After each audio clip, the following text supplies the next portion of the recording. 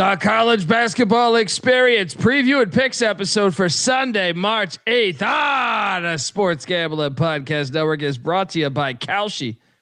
Make real money predicting sports, people. Kalshi is available in all 50 states. You get $20 free with the promo code SGPN. That's Kalshi, Kalshi, promo code SGPN. And remember, as always, folks, to let it ride.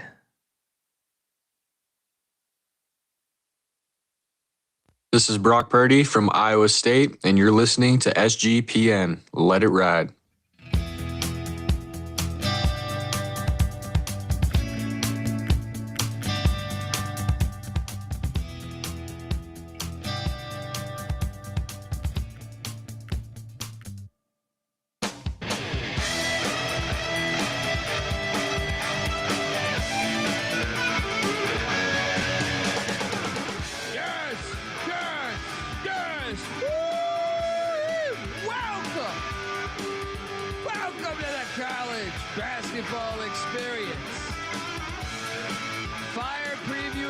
Episode for Sunday, March 8th. I mean, the fire department has officially been called. I feel like I've been on youtube.com/the college experience. I just feel like I'm just on fire. Like you see me walking through the streets. I'm on fire. All right.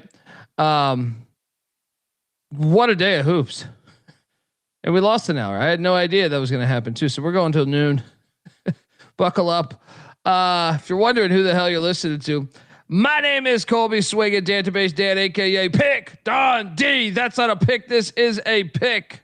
He was raised in the land down under, where a man thinks on his feet, speaks with his fists, and lives by his wits. When Dundee happened, he was a superstar. And you're nothing but a chameleon, lemon-headed, coward, terrorist pussy. And I'm after you, buddy. You're gonna pay for it. Good night. I mean, we're officially on fire. Like, I mean, I've had just an unbelievable week. Today makes up for that. Remember that Valentine's Day massacre?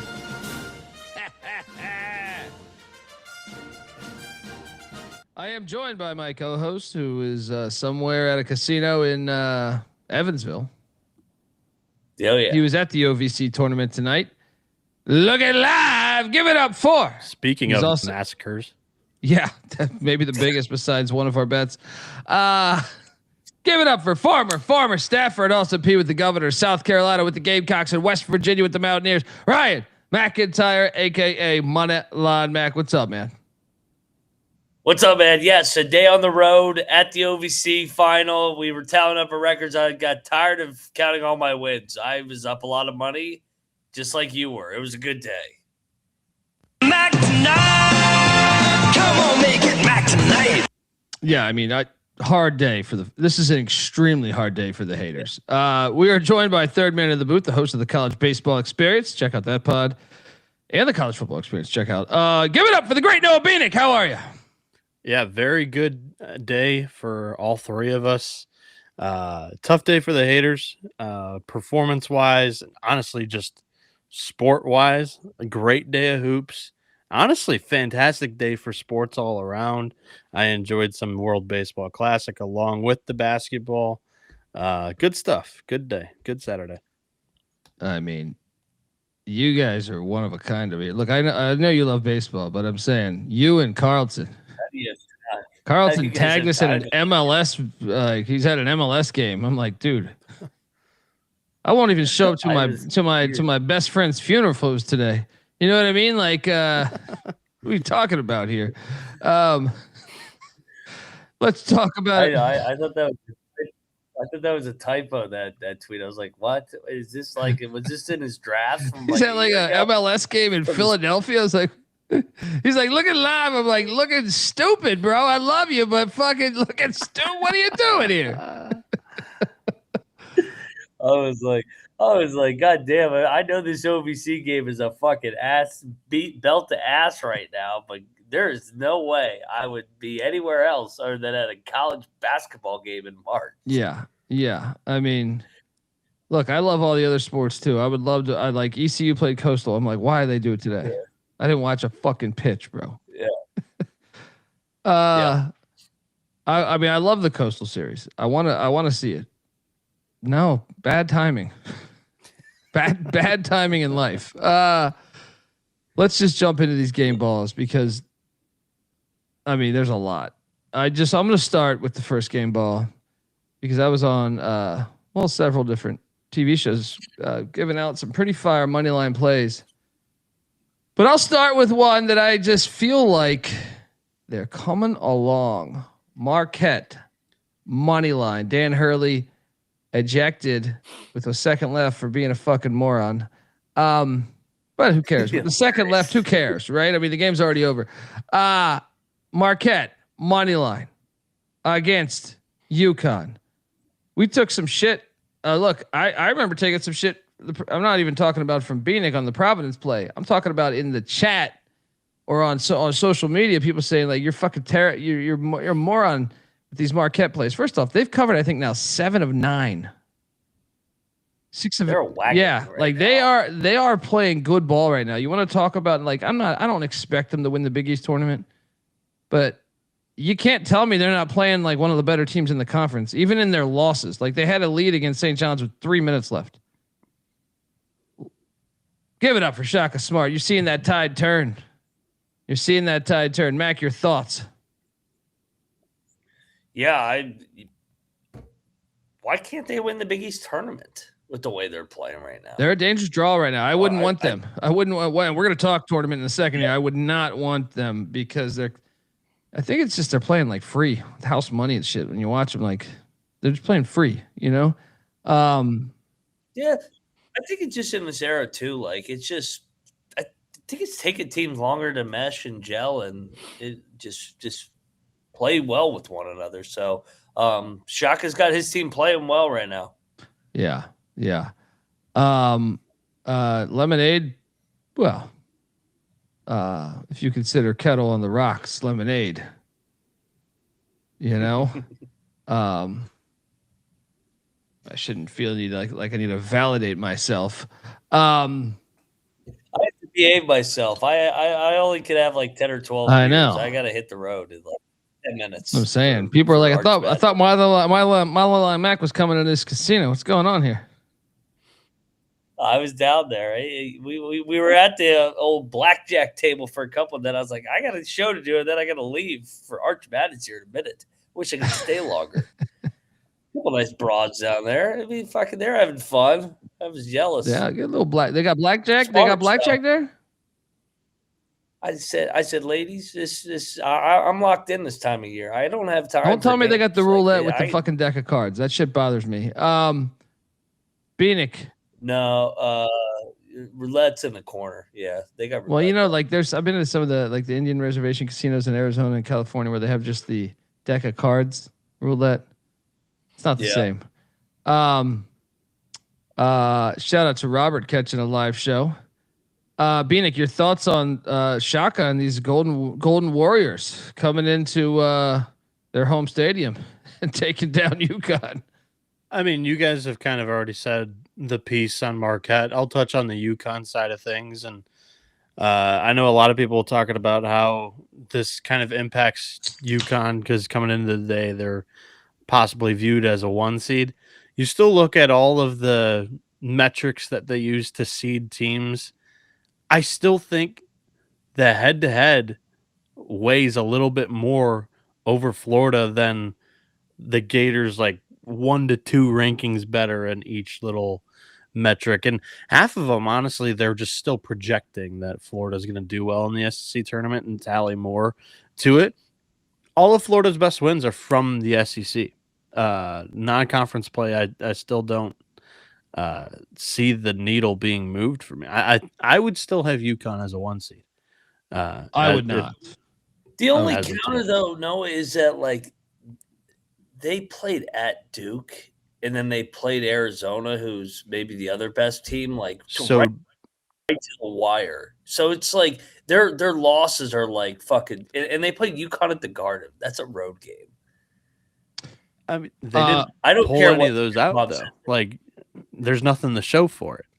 All they have is they just played.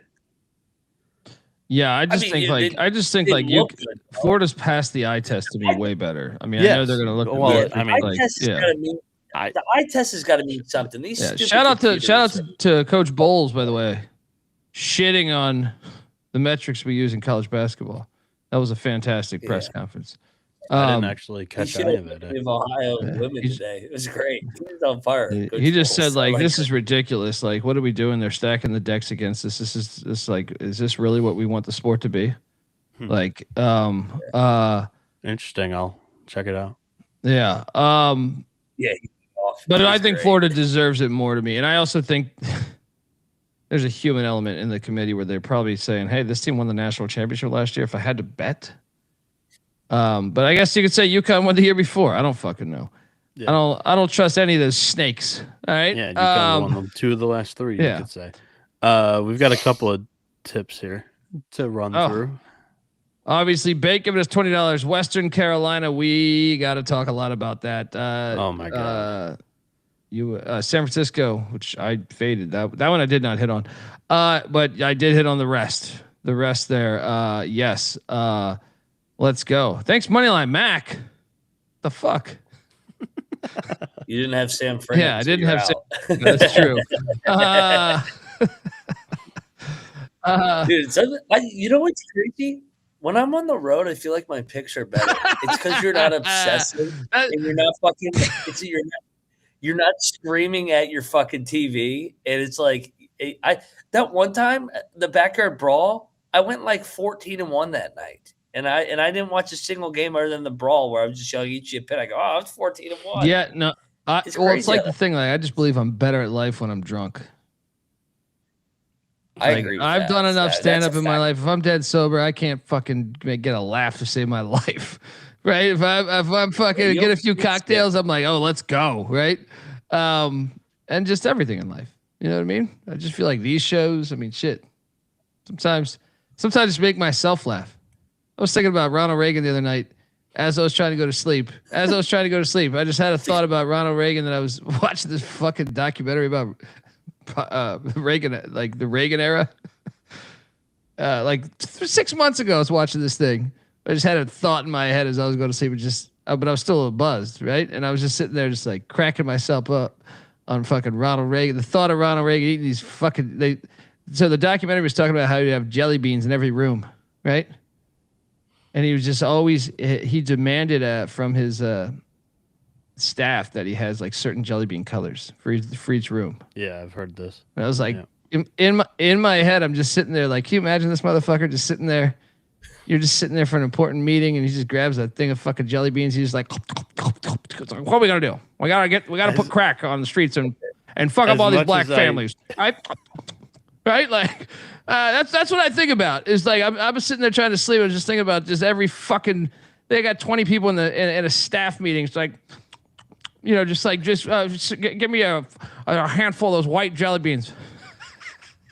As much as I enjoy you going on these tangents, and I learned things about Ronald Reagan, we did lose an hour of sleep, and we started the show at 4 a.m. So I'm going to be a little chat Mongol and say, Colby, no, don't detour us too hard on the show tonight. Max got to get the Arch Madness, and at noon. When you do this, it's only going to be worse. You're just like one of the fucking people in the chat, bro. I just said I was going to be like one of the chat Mongols. I got to keep the car on the road tonight. No, we got to get Mac to Arch Madness at noon. What are we going to do with the Russians? We got to end this fucking Cold War. Give me those yellow jelly beans. I wish Arch Madness was at noon. It's at 11. It's at 11 local. Why did they move that? Why did they move that up an hour? Get in your car right now and just stream. Yep. Stream. So Trevor's tipping $20 saying, fuck them, Bucky. Don't let Wisconsin get hot. They walked into Mackey today. Controlled that entire game. Dude, Boilermakers can't play any defense right now. That is a big issue. They suck. I mean, come on. It's senior night. It's fucking They are not playing well, man. Is that your against the spread.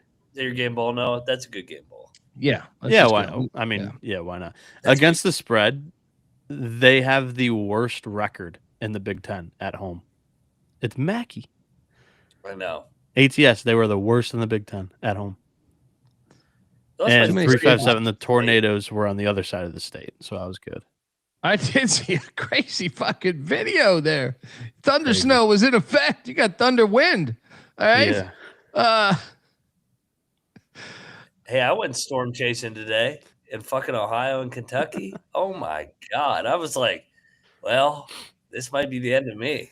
I had the fucking, because Marquette was on, and Marquette and UConn were on Marquette and UConn were on Fox, and Houston and Oklahoma State were on CBS. So I was going back and forth on my YouTube TV to listen to it, and they just kept cutting to the fucking weather. And they go, if you're on the road right now, pull over. I'm like, oh, fuck off, bitch. I'm fucking riding right get through some this post-apocalyptic shit. I was like, I got to go to the fucking OVC, Missouri Valley. I'm from West Virginia. Officer, Ohio. out of the way. Yeah. Tennessee State's playing ball. Who? Who? Yes, Ohio and Kentucky people. Fucking West Virginia don't stop for no tornado warning. Fuck out of here. All right, where are you going with your game ball, Max? Shout out to that was a good game ball, Bieniek. DGen. This shit was windy though. I was like, ooh. DGen Lynn also with $10 there too. You're Appreciate the man. You. DGen Lynn's consistently coming in all the time and hooking us up. Appreciate you, man. Yeah, those are 2 game balls. Where are you going, Mac? Yeah, so I'll be biased here, and I'll go to the game I watched live for 2 hours of beatdown. Shout out Nolan Smith, great first year. He's like watching them in person and his staff. He has guys on his staff that have been at the high major level, including himself, and they brought in dudes that looked like a high major team. Like I watch warm-ups and I'm like, this game's over. There's no way Moorhead's gonna beat them. Had an episode, I want to say it was probably in December, early January. Yeah. Where we said, who's your pick? And I was like, eye test wise, because I had success with UT Martin, but I was like, Tennessee State's got guys. Yeah. They look The only thing with Tennessee State was like they didn't, and new coaches always do this, so I'm not shitting on Nolan Smith. They just didn't challenge themselves in the non-con for us to really figure out what they were until conference play. And we don't. That's one of the things that suck about when you don't go to games in person all the time all year, and you can't see all these teams. Seeing Tennessee State up close in person, that they pass the eye test. They're like where they talk about get off the bus team. I was like, whoa, this team does not look like an OVC team. Or they looked like Murray State or Austin P team, Jacksonville State, Belmont when they were in the league, not this new OVC. And Moorhead had a great year. Maddox did a good job, but they just were overmatched. And when you make 12 out of 15 from 3 in the first half, you're not losing. They're not even a good 3-point shooting team. I would argue there's only 2 games that were just like. I know you were at the game, but I had that shit on the main with the audio for about 5 minutes. I was like, "Fuck this." Nolan Smith assembled the best roster. They played the best. They played like the best team, wire to wire in the OVC, and they've got athleticism and. I don't know if it's effort or they just got better throughout the back half of the year, but the defense has improved. Like the defense today was nasty. If they get an unathletic 2 seed, they could have a chance at covering a spread there, I think. Covering a spread? Let's go for the money line. Who gives a fuck about the spread? I'm joking. Well, I wasn't coming in here like with a bold take over the top plus 1,800 money line here. I know, but it would be pretty ballsy. It would be pretty ballsy. But good fucking play. Shout out to the great Rob Donaldson, who will be out in Vegas with us. Yes. You booked it at the Circa. He'll be out there. Watch out for Donaldson.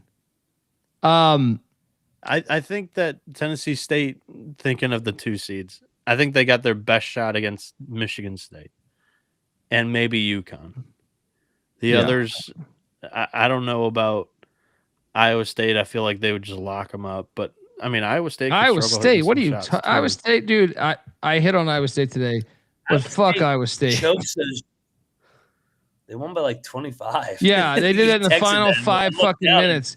They sucked ass watching them, dude. I was like, what is this shit?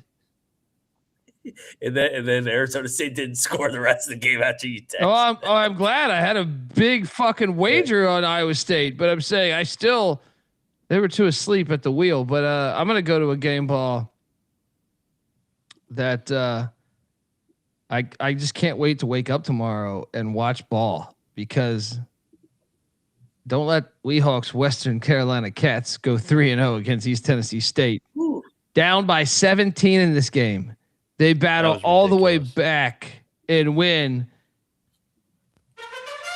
Boom! I was on the Cats, the Cardiac Cats. Shout out to Weehawk, and shout out to the chat. I'm sorry, I get sidetracked. I saw someone was pouring some Remy Martin a second ago. Obviously baked. There we go. Cheers to you.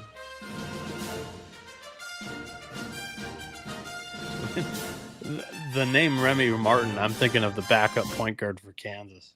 Yeah, from Arizona State, right? Sure. Yeah. Yeah, he was a Bobby Hurley guy. Trust me, the Remy Martin the other guy's got is he's drinking much better than the other Remy Martin.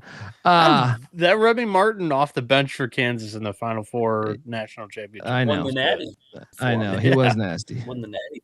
He was well, nasty, he wasn't nasty the entire year, but he had a good 4 or 5 games. It just sucks because it you know what? I don't like it when you see the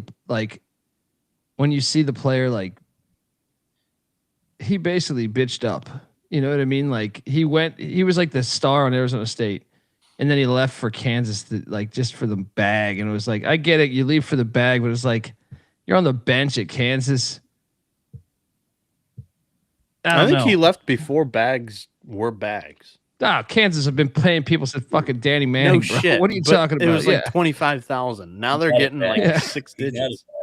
Okay, but still, I just thought it was like, man, he went from like the one option on Arizona State, which is like, to like being a 6th or 7th man on Kansas, and I was like, he got a ring. He did, and he balled out. But I just thought I didn't like it as much. Maybe I'm a hater here, I think. He's probably playing ball in Bolivia and scoring like 60 a game. Mac, where you going game ball? Well, Fred, no. What do you think of the Cats, dude? Yeah, that great comeback. That this SoCon is going to be the SoCon semis is where it gets really, really good, because then they said they go to national TV tomorrow, and those games on Sunday are always chaotic, and so is the Monday night game. So I'm looking forward to Western Carolina getting another shot at ETSU again. Yeah, I know he won the game, Daniel. I'm just saying. Yeah. Look, I mean, that one is so bad. That one is so bad. We got to okay, fire away with the game ball, Mac. All right. I had to refresh this. I didn't watch 1 minute of this game. George Mason beat the fuck. St. Louis sucks, dude. I've been saying this. Bad on the road. They are going to get fucked up in the tournament, dude. So I have like an ongoing rivalry with CJ and Kramer because they have a Final Four future on them. Oh yeah, they can't get there. They're fucking slow. They're slow, and they don't like physicality. They play like a bitch team, right? They're slow defensively. Yeah. On offense, they actually got some speed, but I've been fading them on the road for a minute. I don't trust them. I think they could lose in the first fucking round, dude. They're just any physicality. If you're not in that stadium and any team has any physicality, yes, they whooped VCU the first time, but I still think like VCU was figuring shit out. But like, look at today was like George Mason, the style of ball Tony Skinn plays, they get in your fucking face, right? They get in your fucking face, and I don't think they like that. And Dayton the same way. Anthony Grant, it's obviously a down year for Dayton, but that's the style of ball that they play. And that's why I joked around on the show last night. I was just calling it bitch ball, right? And so, look, I hope they go far because I would love to see St. Louis go to the Final Four. I just don't trust it. Going back to the Davidson game, going back to the Rhode Island game, the Duquesne game, I don't trust this team. Mac, your thoughts? Agreed. Yeah. They've really struggled on the road down the stretch. Not even down the stretch, the You entire can- year. You can get beat. You can't get beat by 30 in March. That's a red flag. for Every me. road game they played, like the past, short of Loyola, Yep. they've been very iffy, very very iffy. Well, short of actually both Loyolas, every road game, every game away from home the entire year has been tough for them. They smoked Loyola Marymount and smoked Loyola Chicago. Both of those teams aren't barely even have a pulse. I mean, outside of that, Santa Clara 1-point win. Stanford lost by 1 on neutral. The VCU game, the first time they won by 9. Then Duquesne, they were losing a lot of that, won by 4. St. Bonaventure, they smoked them too. Davidson, they were down double digits for a lot of that game. But I will say Bonnie's play bitch ball too, though. Like Bonnie's this year is a super finesse team, in my opinion. So it's like styles make fights. Retiring. Yeah, styles make fights, dude. And like to me, if they're playing a finesse team, yeah, they could go far, right? If they get three finesse teams, if anybody wants to be at all physical with them and just make them work, they will lose in the first fucking round. They will lose in the first fucking round. If they have a team that wants to play hard with them, they could lose in the first round. Yeah. Shout out to George Mason. I was on that money line. That I almost went with that as the first game ball. Bieniek, where are you going? I will give a game ball. I mean, there's probably better candidates, but this is the one that I just came across, and we'll be mentioning a couple more game balls, plenty more. How about Luke Locks and Florida State? Dude, they're on fire right now. Yeah. They just beat SMU, who needed that game for bubble reasons. And right now, Florida State, they've won 9 of their last 11. And they're entering the ACC tournament as one, I think, the liver teams to spring an upset or two. I know their second game would be against Duke, so I don't know how likely that is, but Duke's entering now banged up. They're not going to have 2 of their starters for the tournament. So, Chauncey Wiggins had 31 today for the Seminoles, and Luke Locks has that team playing better ball down the stretch of the year. If I'm being honest, I don't know that SMU belongs in the NCAA tournament.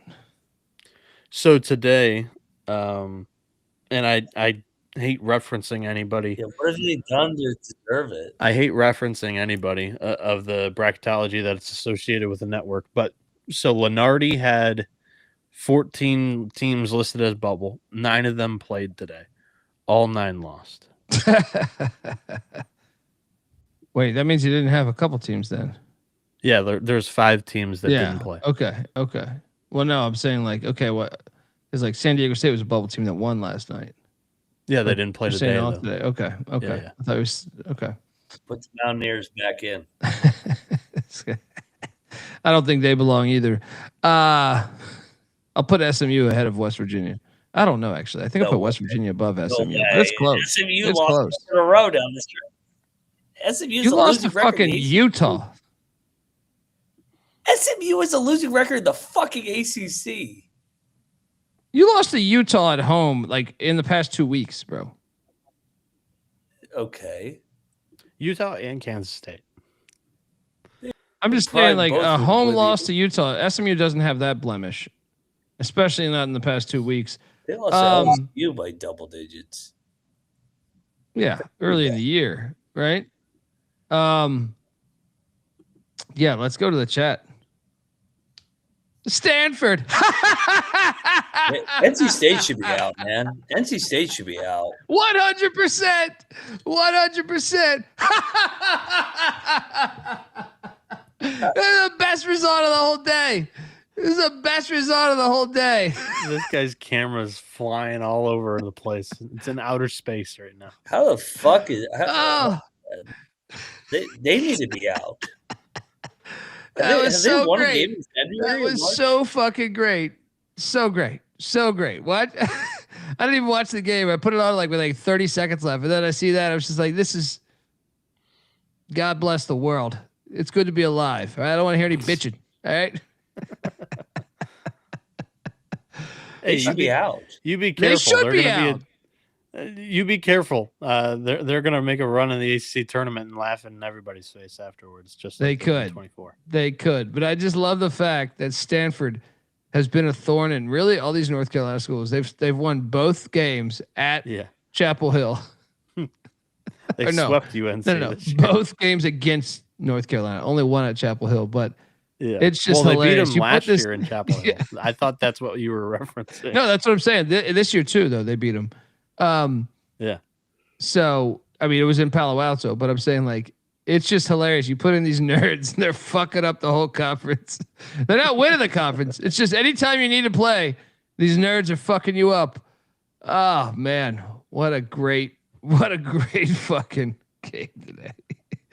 I should have bet it. I'm disappointed in myself. I apologize if you dial 1-800-PICK-DUNDEE. I will give you, your first 10 drinks free in Vegas.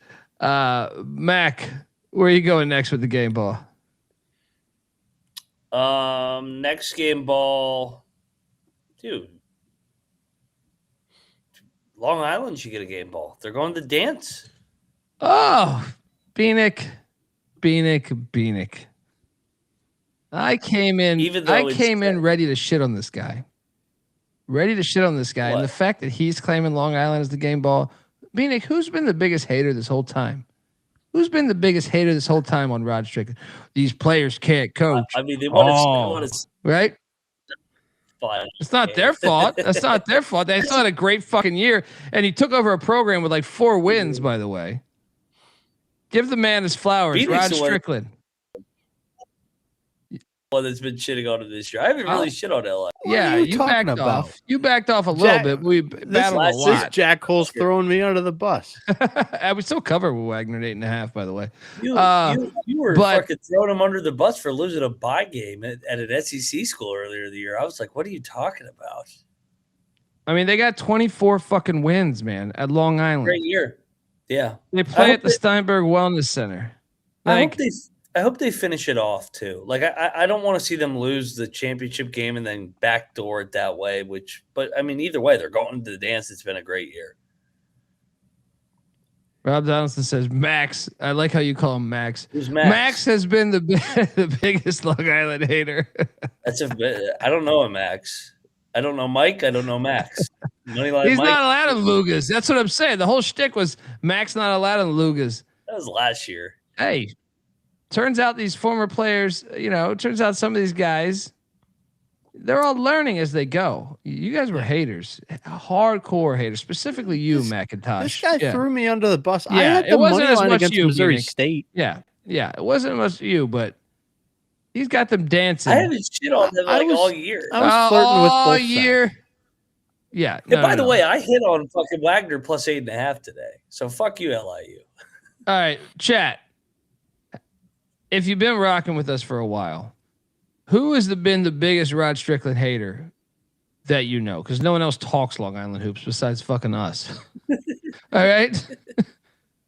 I think it's pretty. I mean, come on. Am I just making this up, or is this for years? Max shit on Rod Strickland as a head coach. All right, and now he's finally got fucking LIU to the fucking big dance, baby. All right. At the Steinberg Wellness Center, your Seahawks stood no chance because the screws are loose. My sister Teresa, she's still cutting the rug right now. Let me tell you that right now. All I know is we're hard-working, tax-paying people like you, and we don't take shit from nobody. You got that, asshole? Ask me. The fucking union that works for you. I mean, the fact he's giving out the game ball, Bieniek, for Long Island, I feel like is like, He knew, he made a point of this.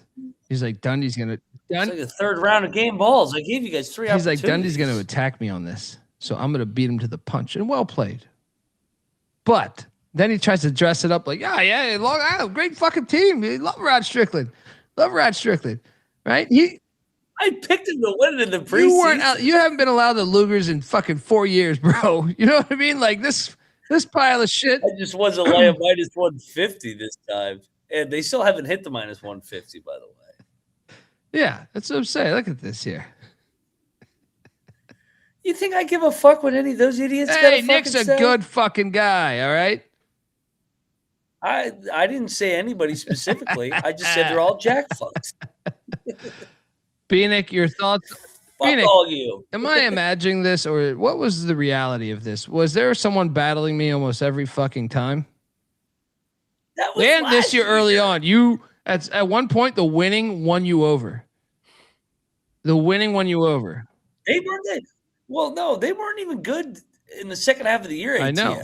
They weren't covering. Like I don't know about crazy. not good. They had moments, but down the stretch when the lines got really big, you're right. Yeah, the lines got ridiculous. It was like what? But early on, we were battling and you were losing often on fucking Long Island. You won the Notre Dame game. I beat you with Yeah, Notre I Dame. know that. And that was horseshit. Fuck you, Shrewsbury. Bieniek, am I crazy here? What do you fucking got a voice or what? You guys don't stop talking. So It's a talk show. It's a talk. there's nothing for me to add. Let me tell you something about show business. You're supposed to keep going. All right. Just You're supposed to be fucking talking. pull the string on the lawnmower, and that thing just keeps going over Yeah, grass. this is show business here. You want to be somebody in life? You want to fucking jump ahead 20 years in Fucking life and be Long recording and you want to be recording in your garage with 9 TVs and a brick wall? This is the dangerous part of the year. It's because I've fallen in love with 2 15 seeds or whatever you want to call it. Because LIU, for an NEC team's got some athleticism as well. They got a couple. They took it to JMU earlier this year. I battled Mac on that. Fuck you, Mac. I remember that game. I remember that battle. LIU I remember that went, like, battle. fucking 2-5 down the stretch. ATS. There was plenty of money to fade the Sharks. The out. lines I faded them today. I faded them a bunch of times. Dude, I'm hitting. I got my pulse. I got the pulse of the fucking Sharks. Yeah, what Intact, are the ATS all right? this year? What's the record ATS this year? They're like 500 this year. Yeah, well, Last year was the line started to get to like double digits. They were winning so much, and that's when you got hip to like, okay, because you were losing battles left and right early on. They almost beat fucking Mississippi State. Well, those games were rigged. Oh my gosh, this guy. Go down They to the cut fucking power. They cut the go get a fucking drink power from away. the Evansville bar, you pile of shit. Get the fuck out of here. Thanks for the $10 from Fair Ferretti Nick. Yeah, Good game that's that's a great game ball. We all hit Bieniek, you were with us, right? On Yeah. On the money line. I mean, I want to do the bracket thing in a second here, but No, let's keep hitting the at-larges, then we can go into the okay. tournament Fire away, games or Bieniek. It's whatever. on you, I think. After All that right. snake, after that fucking snake just stole the fuck. Long Island been behind the team all year. Rod Strickland. I gave out the 2 auto bids: Tennessee State and LIU. I'll take a page out of Mac's playbook. Fucking Ohio State deserves a game ball. Me and Mac locked that thing up. Easy cash. Indiana's trash, by the way. Indiana on the road is trash. I mean, that was probably a win and get in, or at least a bubble needle moving game. Like Ohio State, I think, has moved themselves kind of off of it and into like a 9 seed line or whatever. Indiana's played themselves into the bubble. Unbelievable. They've lost 5 of their last 6. They should be on the. They played like They should be on ass the other side of the fucking bubble. Dude, I do And think, shout out to and Jake and Tyler. I get it, What's that? Bieniek. Go ahead. What's up? The 2 fans that are what? What are you talking about? No, 2 fans that were at the Tiki Bar with Tailgate Report and I. They're Indiana fans. They listen to the show and they are not happy with DeVries. And I was like, yeah. Remember that tiki bar in Vegas we went to? Bowser took us to it. Fucking Bowser. I got shout out to the great Scott Bowser. It's my pal, man. But I wanted to shout those guys out. They're pissed off at DeVries, and I loved every step. I was gonna call Bieniek out some, but I understand. Like, I think it's fair. It's like the same way that I shit on NC State, even when they went to the Final Four. I actually think Diebler's doing a solid job. I can't get there. Like I think you stick half the coaches in the Big Ten with that roster, they're a top 5 team in the league. I don't think they're that talented. I was about to say, like, where do you just broke? Thornton's a beast. program Thornton's a records, beast. like- Yeah, Thornton's a beast. But like, you think they're a top 5 he's talented good. roster in that conference? Yeah. No way. I don't Predictive have metrics that. love them, and that's why. I don't care what the predictive metrics say. Yeah, Dundee's drunkenness hates their roster. Like, I love Thornton. Thornton's great, but like Michigan more talented. Well, no shit. Purdue more talented. Illinois. Illinois. I was about to say more Illinois talented. Team Europe. How about Wisconsin? They're playing solid. I mean, you can make that Michigan argument. State more talented. What about UCLA with Donovan Dent? Fuck, maybe even Washington was supposed to be the most talented team in the fucking country, according to people in the preseason. I can't go top 5. Who are we forgetting? We're forgetting a team or two too. I feel like. In the Big Ten, Yeah. talent wise, Well, just like I don't- good program. I don't see it. I think Ohio State's top 5. Who are you replacing on that list then? Nebraska's not top 5 talent. I agree with that. That's fair. Iowa is not top 5 talent, but God damn it, they go to the tournament every year, whether they're at Drake, whether they're at Southwest Missouri State. All right. At what point do we say those guys got some guys? Bennett Sturts. I mean, UCLA. No, UCLA's got UCLA more talent. 100% has more talent.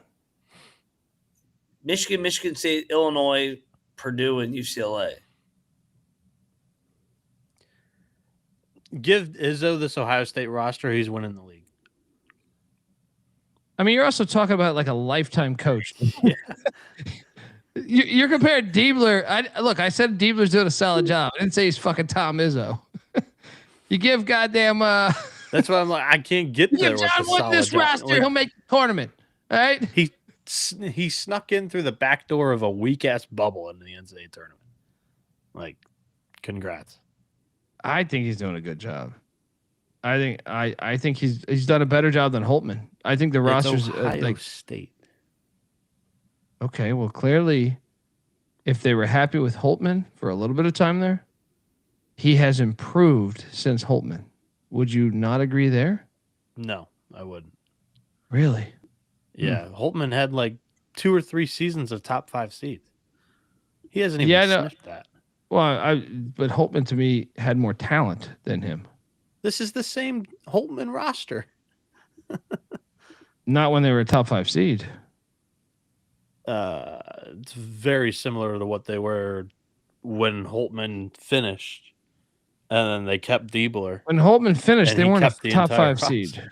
When the last time Sorry? Ohio State was a top? When's the last time Ohio State was a top 5 seed? 21. They lost to Oral Roberts. That's a while ago. It's COVID, not they the would have same been a roster. top 5, and then 2018, they were a 5th seed as well. But that's not the same roster. Is my point. I think that helps my argument, is what my point is.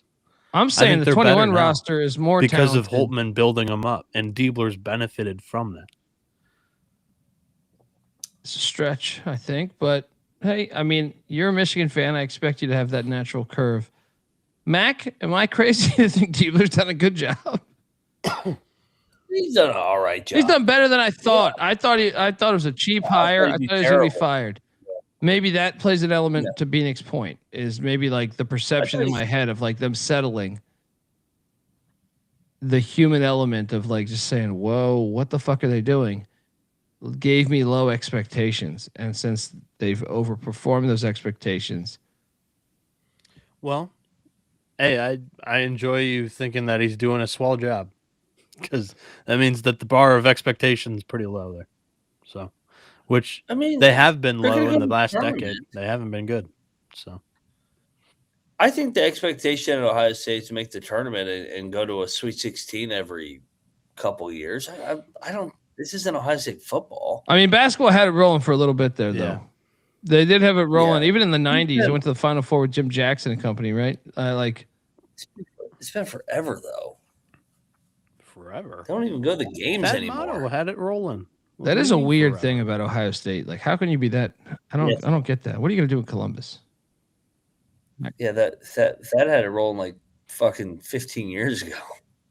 But he did have it rolling, and they fired him unjustly, in my opinion. You want to talk about unjustly fired? All right, next game ball. I have a lot, by the way. We're just scratching the surface. This is gonna be a long fucking show. Boys, TCU flushed the toilet on Cincinnati. Me and Mac bet Cincinnati. Bieniek, nice call on TCU. They're in. I think, Easily. dude, I watched that whole game today. I know it's Cincinnati, so I don't want to but I've watched the Texas Tech game.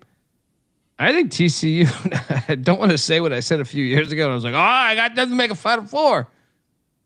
They're dangerous, dude. They could fuck. They could fuck up. What are they projected right now in bracket matrix, Bieniek? They're probably like a 10, right? Or 11. I think they've kept improving though. So hold on. They've played all the top teams. I'm just saying, can you imagine getting them in the second round?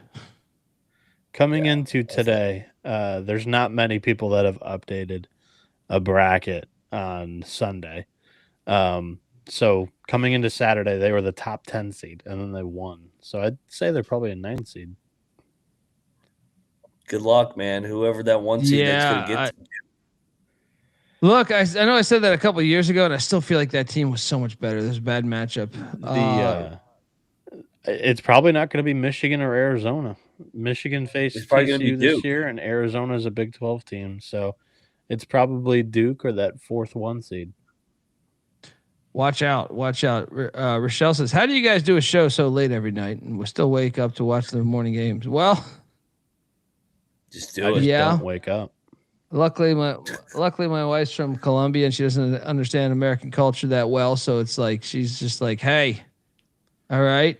Max, obviously, in a different city every night, like he's goddamn the fucking Harlem Globetrotters. Yeah, it's tough. This was not that tough when I was like single 7 years ago. I didn't think it was that hard on me. As the years progress and as the more pressure you put on your life, we're still idiots talking basketball, so it's not like I'm fucking replacing a kidney or some shit, right? But that's coming down the line, I think, the more I drink. But yeah, I don't know. We just we sleep in, like Rothstein says, we sleep in April. May. Oh yeah, May. Well, April 5th. What the fuck? I feel like it's got, come on, can't really claim that. Shit, we could sleep just after the first weekend. There's no games on those first couple days in between. That and the we should talk. I'm gonna go rogue on this game ball here. Rogue meaning no one should have watched this game today. 0 people should have watched this game. Do you know that Richmond was up by 37 points and lost? They lost? Yeah. I missed that final score. I saw that they were up like 22. It was something crazy. I don't know if it was 37. It was like 32, 35. This game was never on my radar. I'm just saying, like, Duquesne at home, senior night, rallied from down 30, put the number in there, whatever the digit is. 40-10. Yeah, they were down 30. Wow. And they won the fucking game. They were down 11 with 3 minutes. Largest comeback of the season. Dude, that shit. Look, I did not have this on a TV, but I caught they cut to one of the TVs I was on, that was on audio at the time, cut to that. And I was like, no fucking way. Yeah, I chalked up the Richmond. Unbelievable. Shout out to the Bet Detectives alma mater, the Dukes, winning 79-77. I'm going to have to replay that one maybe Monday morning. No, because of the tournament. Maybe in the off season. Yeah. Well, there's not too many games on Sunday night or Monday here. I know you're recording like a nonstop though. Yeah, that's the hardest part. I actually feel like we're at the point where like maybe next year I don't record as much because I feel like it's starting to taint my viewing experience. It's like you're not like you're watching, but you're not really watching because you're recording too much. That's a good sign for the show.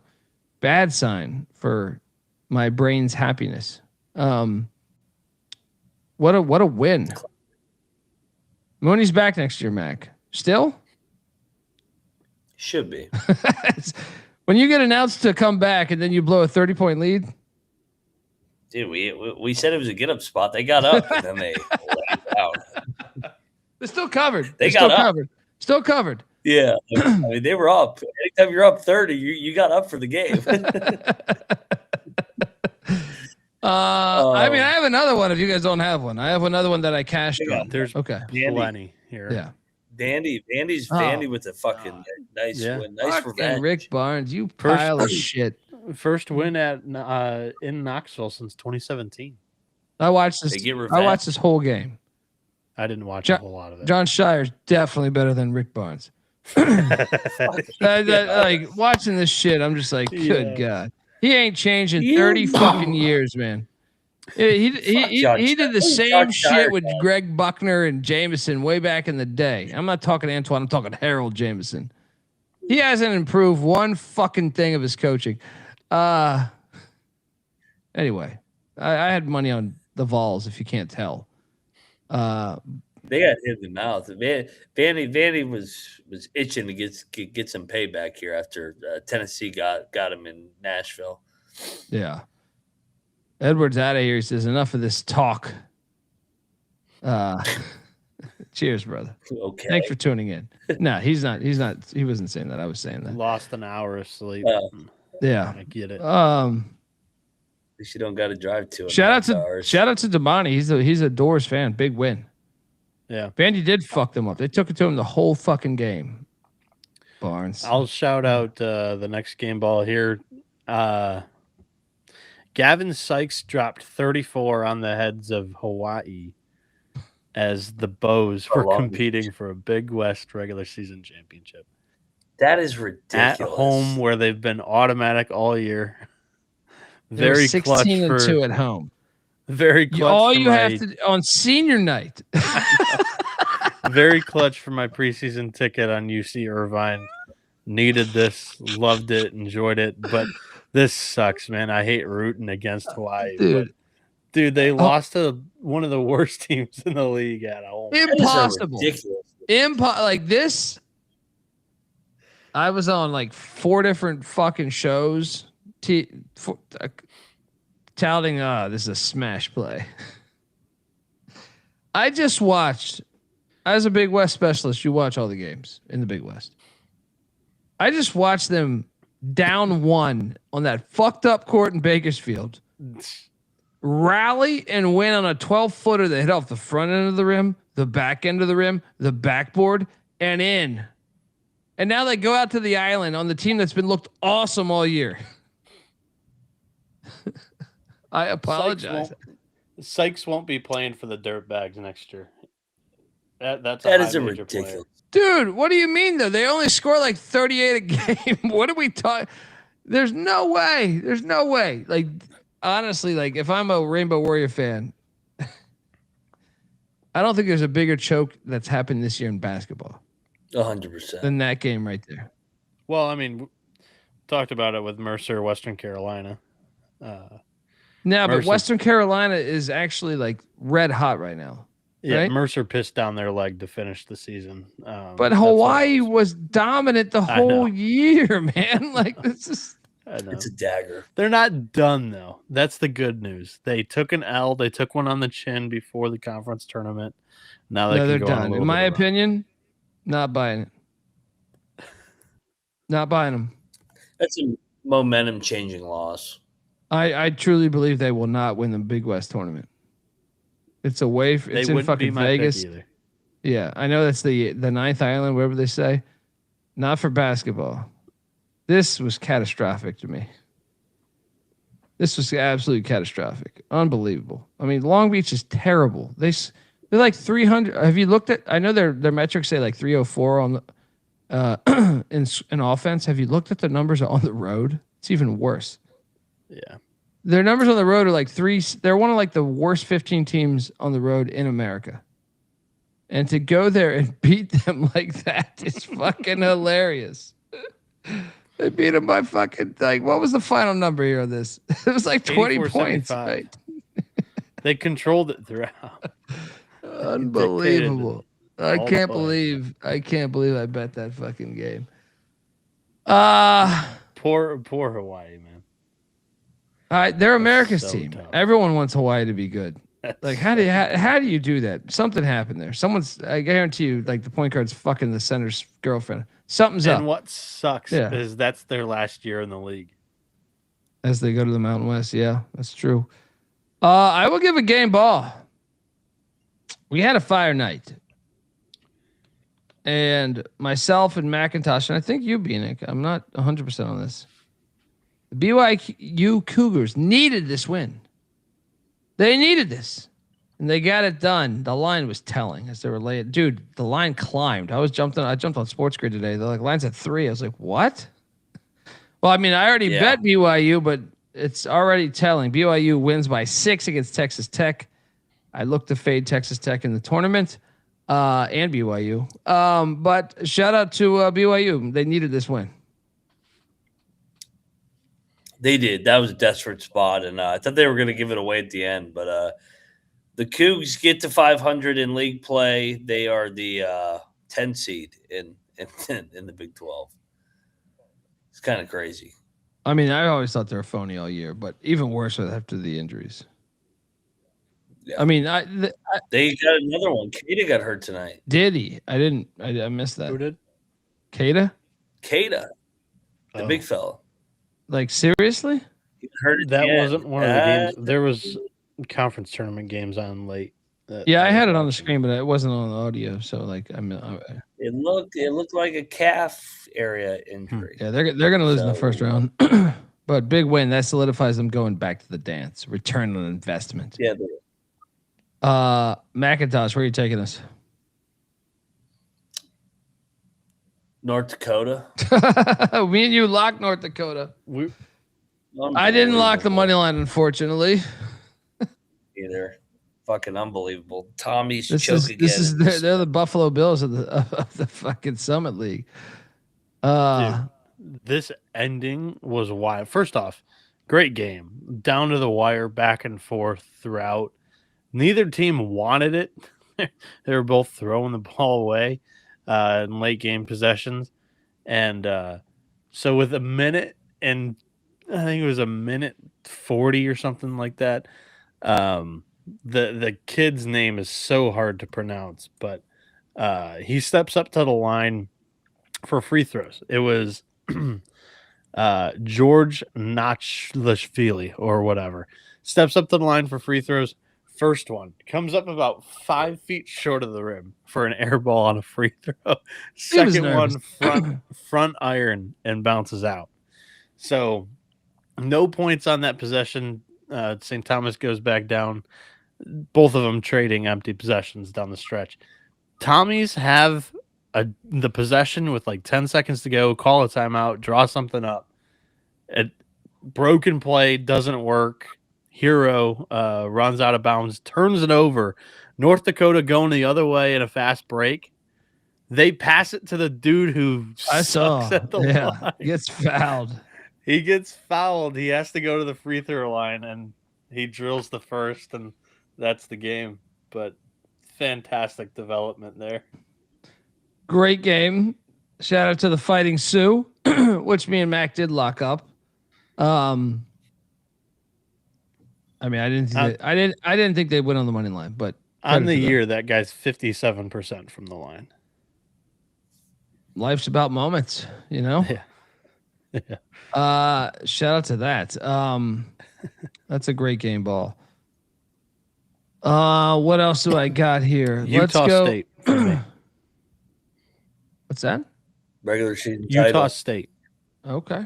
Utah State game ball. We cover with New Mexico, by the way, because we were hot. We got hip to this. We got hip to this and another two where the line was going like everyone I talked to. So if you listen to the SGP show, I Benedict this game because we did the show so early that I can't anticipate the feel for this. First off, the line was way different than what we projected.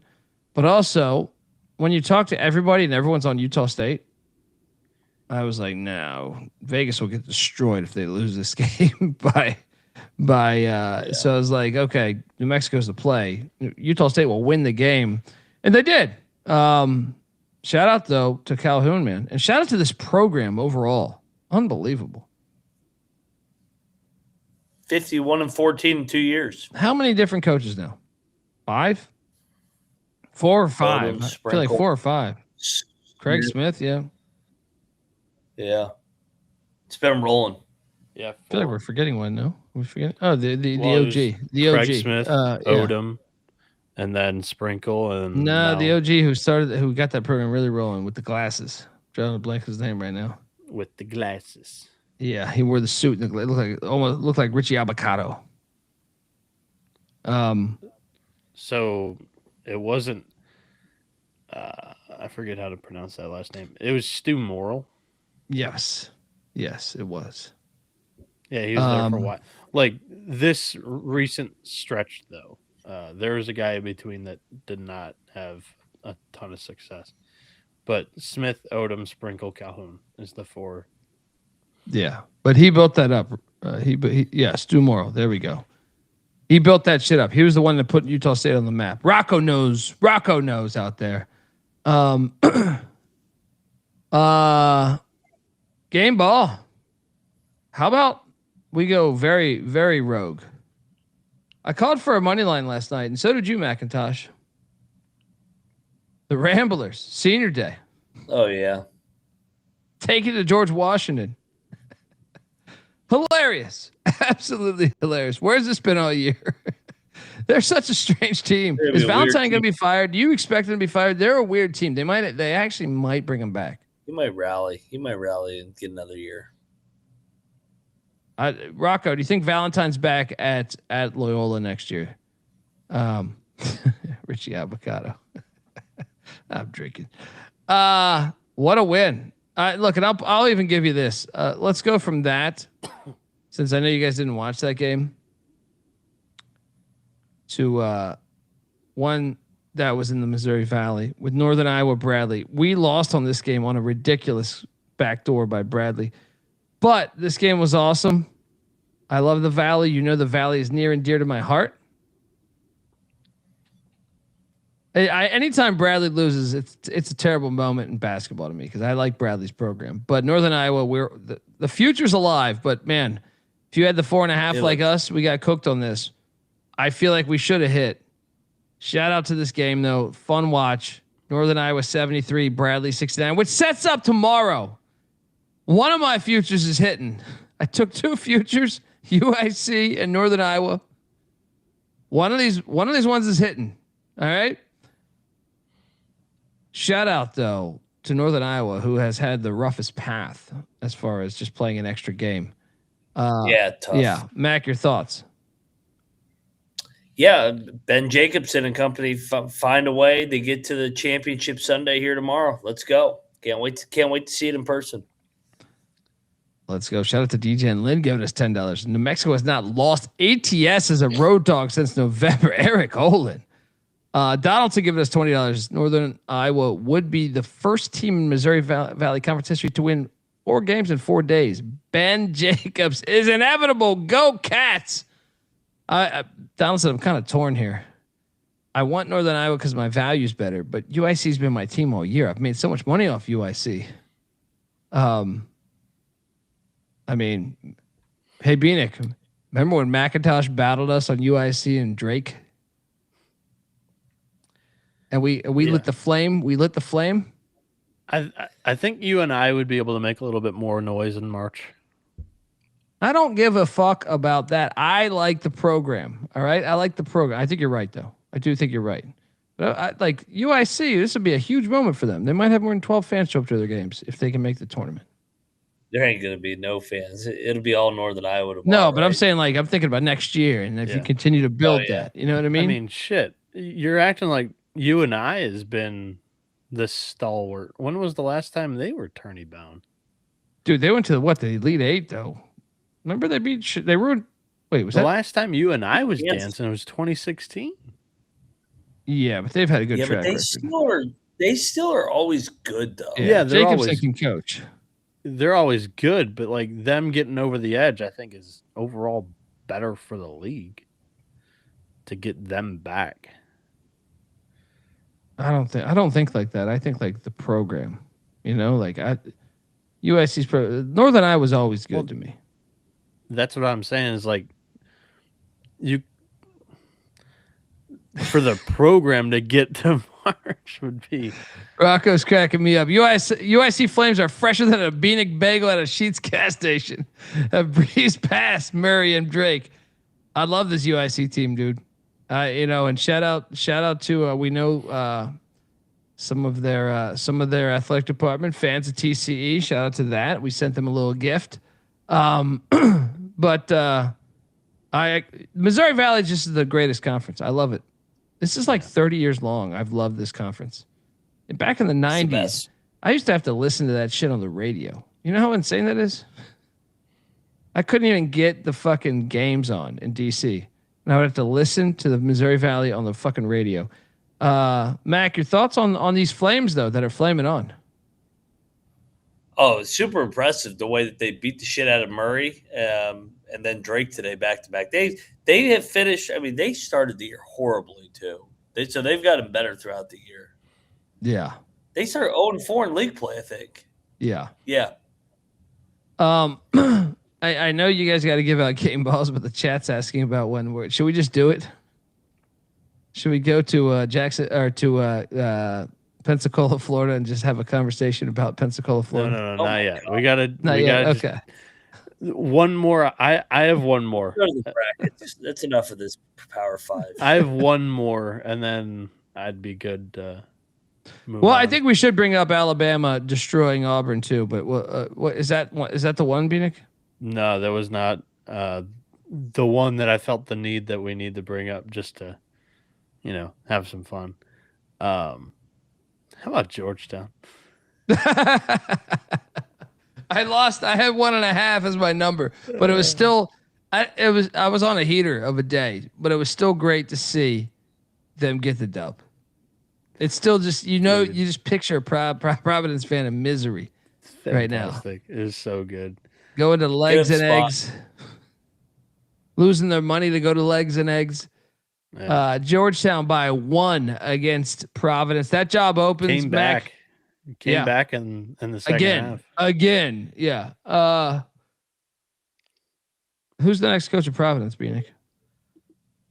Of Providence? I don't know who exactly he's landing. I think Joe Gallo's on the move from Merrimack. He deserves a jump up. He's still That's too young smart enough. of a hire for Providence, though, right? Yeah. Providence, Boston College. I think he lands at one of the Bonnies? two. Or Could he go to the Bonnies? Who, Gallo? Yeah. Yeah, that would make sense. That's the correct trajectory. Yeah. I don't know. Although, is he a Woj guy? I think the Bonnie shit smells. Reeks of Woj. Woj fuck it up. Yeah, Woj will try and bring in some fucking NBA wannabe. Doesn't it kind of remind you of like UAB football hiring Trent Dilfer? It's like, wait, are you qualified just because you sat there and read news reports? You know what I mean? Like, I don't know. Mac, who's Providence's next head coach? Talking out of your ass right now. Just spitball. I'm trying to think who's from the North. I know who I said. Shirts, but they're not. I know who I said yesterday. Actually, Phil Martelli Jr. is the next Providence head coach. That one would make sense. Travis Steele. Ooh, back to the Big East. I can see that. His personality would fit at Providence. He's chippy. No chance. No chance for shirts. Syracuse. Hodgson is going to get Syracuse. Yeah, Hodgson's in that running too. Shirts may stay at St. Louis. Yeah, I saw that coming out today too, that he was renegotiating or whatever. I feel like the ship's sailed on Becker. Like he's maintained that program for 10 years. He might go to the Bonnies. Jumped. No, I think he's just staying at Vermont. Like he has to be just content. there's no way his name hasn't been hot. Yeah. Rocco, who you got? Who you got to Providence? Shout out to the great Rocco Miller. Shout out to Rocco in here at 5:08 Eastern. Well, he's in Oakland, but that's 2 a.m. But yeah, Well, hope the birthday treated you well. It's still 3:08 or 2:08. I feel like we should give a game ball for the we gave out a money line last night on Georgia Tech that, oh my God. They fought. Dude, they had the lead like 70% of this game. Yep. I mean, we still hit with the points. We still hit with the points, but yeah, Damon Stoudemire, who gets that gig? Well, he said that he thinks they come back. And what about Chris Beard losing to South Carolina? What the fuck? I know. What's that? Louisville deserves a game ball. Bieniek beat us in a lock battle. They finally won a game against somebody with the pulse. Yeah, that's the best one of the season, I think. Shout out to the Cards. I know we have that elephant in the room we'll talk about, but we should also talk about a couple other ones. Like, man, we cashed on Presbyterian. Winthrop does get the win. Yeah, that's another tournament game, though. Yeah, but no, I was talking about specifically the tournament. There's only one tournament that I feel like we should do 10 minutes on, and that is in Pensacola, Florida. Yeah. Shout out to that. How about Wake drilled Cal? We hit on that. Kentucky roster. Dick Vitale was shitting on it tonight. Florida wins by 7. It depends what number you got. On the SGP show, we had 7.5. On my personal bet, it was 6. Yeah. I actually came away like Kentucky played well in the second half, made it a game. Like, yeah, they didn't show up to play the first half, and they ended up losing by double digits. But that score was actually a little bit closer than I thought it looks. Donaldson's saying Speedy Claxton to Providence. No, they're not going to do that. Yeah. Rocco's saying Gallo or Hodgson. Yeah. Interesting. I agree.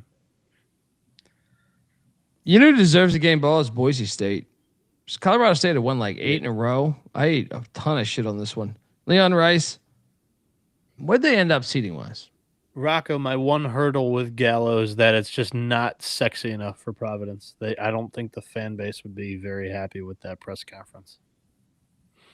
Yeah, Boise ends up with a 5 seed. That's a big win though on the road there against a red hot Colorado State team. I like Leon Rice. He can coach. He is a good coach. Hey Mac, you know I cashed on Pitt tonight. Yeah, they should extend Capel. They got in the ACC tournament. Yay. I bet that late. One of the best games of the day. That coveted 15 seed made a Final Four run 2 years ago, Mac. Yeah, it ain't this group. It ain't that. They don't have DJ Burns. Well, one of the best games of the day from the Power 5 was a stupid game that we lost money on, Mac, but A&M in triple overtime beat LSU 94-91. I watched this entire game. Oh, you got sucked into this? I had it on one screen, and then like when it was like under 2 minutes, what I normally do with the main TV, especially if it's a blowout, is I jump over to whatever game's close. And then I really got sucked into it because I didn't anticipate 3 fucking overtimes. Shout outs to A&M. I totally thought LSU was going to get them today. They survived. Yeah. They are phony. I do look to fade them in the first. What seed are they projected right now, Bieniek? 10? I'm thinking maybe 10. A&M is they're a 10 seed. I think that I look to fade them in March. I think they've fallen to about face value. I've enjoyed fading them the last month and a half. I'm sorry, but if like LSU, that was neck and neck. If anything, I think you can make the argument LSU played better. If you're about to, I mean, I guess you can always get upset, but like I didn't come away super impressed with Texas A&M in that win. Shout out to them for not losing, but I'm at the point where like I haven't been impressed with them in a while, and I've kind of self-corrected to they're still a good team. I'm just hating on them a bit too much. But yeah, I think they're right about where they should be. They win the games they're supposed to win, and they don't play well against good competition. All right, let's talk about these tournaments, right? Yeah, But before I do that, one last one, I guess, that wasn't a tournament game, but just mentioning the score. What happened to Delaware should be criminal. we bet Delaware. That was ridiculous. This needed to be mentioned before we got out of game balls. Louisiana Tech won this thing by 55. This is the best shit ever because Delaware. First off, Louisiana Tech's been trash on the road this season, so it's even funnier. It's even funnier when you know really the past 2 years. And then the fact that we're sitting there, a couple sharps saying Delaware's a strong play. Foreign game for La Tech. I did have some people tweet me some hate, which I did appreciate. Although at the I was like 9-1 at the time, but I mean, actually, we should talk about how UC Davis didn't cover 9.5 for me and Mac in overtime. Dude, my under got fucked because it went to OT. Good God, man. Jim Les was the play, man. That was a brutal loss. Shout out to Danny Dumbshit. Hey, where you been, man? Haven't seen your name in the chat in a minute. $50 so Mac can buy 2 drinks at Enterprise Center. There you go. There we go. All right, folks. Want to tell you that the college basketball experience is part of the Sports Gambling Podcast Network. Miz here, and SGPN's giving away $25,000 in Survivor Madness. Winner take all. Yes. Somebody's going home with 25 grand guaranteed. SportsGamblingPodcast.com/survivor. That's SportsGamblingPodcast.com/survivor. New to Splash, use the promo code SGPN. Play $5, get $50 in bonus entries. And we're also brought to you by Kalshi. Kalshi's a real money prediction market, legal in all 50 states. And Kalshi has a ton of trading options for your favorite sports. And right now they got the combos going on. Combine 2 or more predictions to increase your payouts. Kalshi, they're fantastic. You can trade anything at Kalshi. New Kalshi customers get $20 when you use the promo code SGPN. That's Kalshi, KALSHI, promo code SGPN. We're also brought to you by Rhythm. Rhythm's been on an absolute heater for college hoops. Super easy to sign up, run predictions off the house model, or make your own and mess around with those sliders. Looking to go premium? Use the promo code SGPN25 when you download the Rhythm app for 25% of your first month.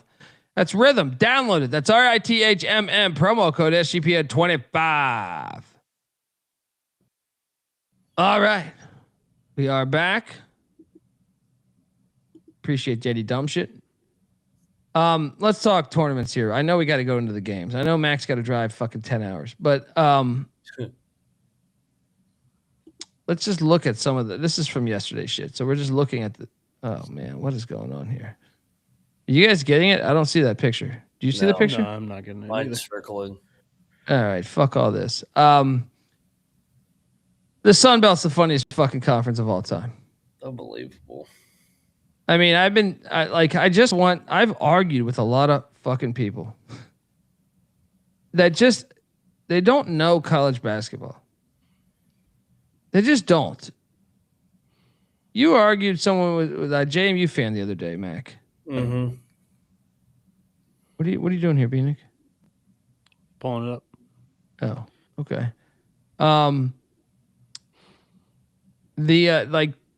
This, I don't care what bracket you use. The Sun Belt will Sun Belt. So right now, currently in the Sun Belt, I would be curious to know if you were to be honest with yourself. If we had asked you this question a week ago, where would you have Southern Miss in your power rankings in the Sun Belt? I know my answer would be second. I believe Old Dominion's better than Southern Miss, right? I really do. I believe Georgia State I would have power ranked it like this. ULM 14, Southern Miss. The only one you could talk into is Georgia State being better. Yeah, that's the only one where I would say maybe. But I can tell you this, I felt better about every other team in the fucking conference than Southern Miss. Right? Mac, where would you if I'd asked you 10 days ago, where would you have placed Southern Miss and what you believe, like power ranking wise, in this conference? It would have been 12 or 13. Yeah. And they're like right above Monroe, but maybe they're better than one or two teams, but not by much. Dude, they're on fire right now. Yeah. No. They don't deserve the term fire. They are either unconscious or they were on the take. Well, they Dude, were on the take last year, so that's why I'm saying you're telling me they just dove back into it. And they're like, "Well, yeah, FBI, yeah, right? Now's the time to go in because they're not watching us anymore." Dude, they all season long had 4 games where they put up 80 points against D1 competition. They've done it in 3 straight games, and today they ran off the best defense in the conference. They ran it off the floor, and it was I watched the whole game. I watched the whole game, and so now Southern Miss and Georgia Southern. I mean, this is so fucking hilarious because it's like the Sun Belt's like, okay, man, we've had this problem with our deep seeds going far. Yeah, let's change to this tournament. These deep teams won't go far, but they don't realize that the conference is all decided by like a point, right? And your unbalanced scheduling. So Georgia Southern is on a roll as well in the south side of the bracket as they've beaten everybody. They beat Old Dominion. They beat Arkansas State. They beat South Alabama. They take it to Coastal Carolina.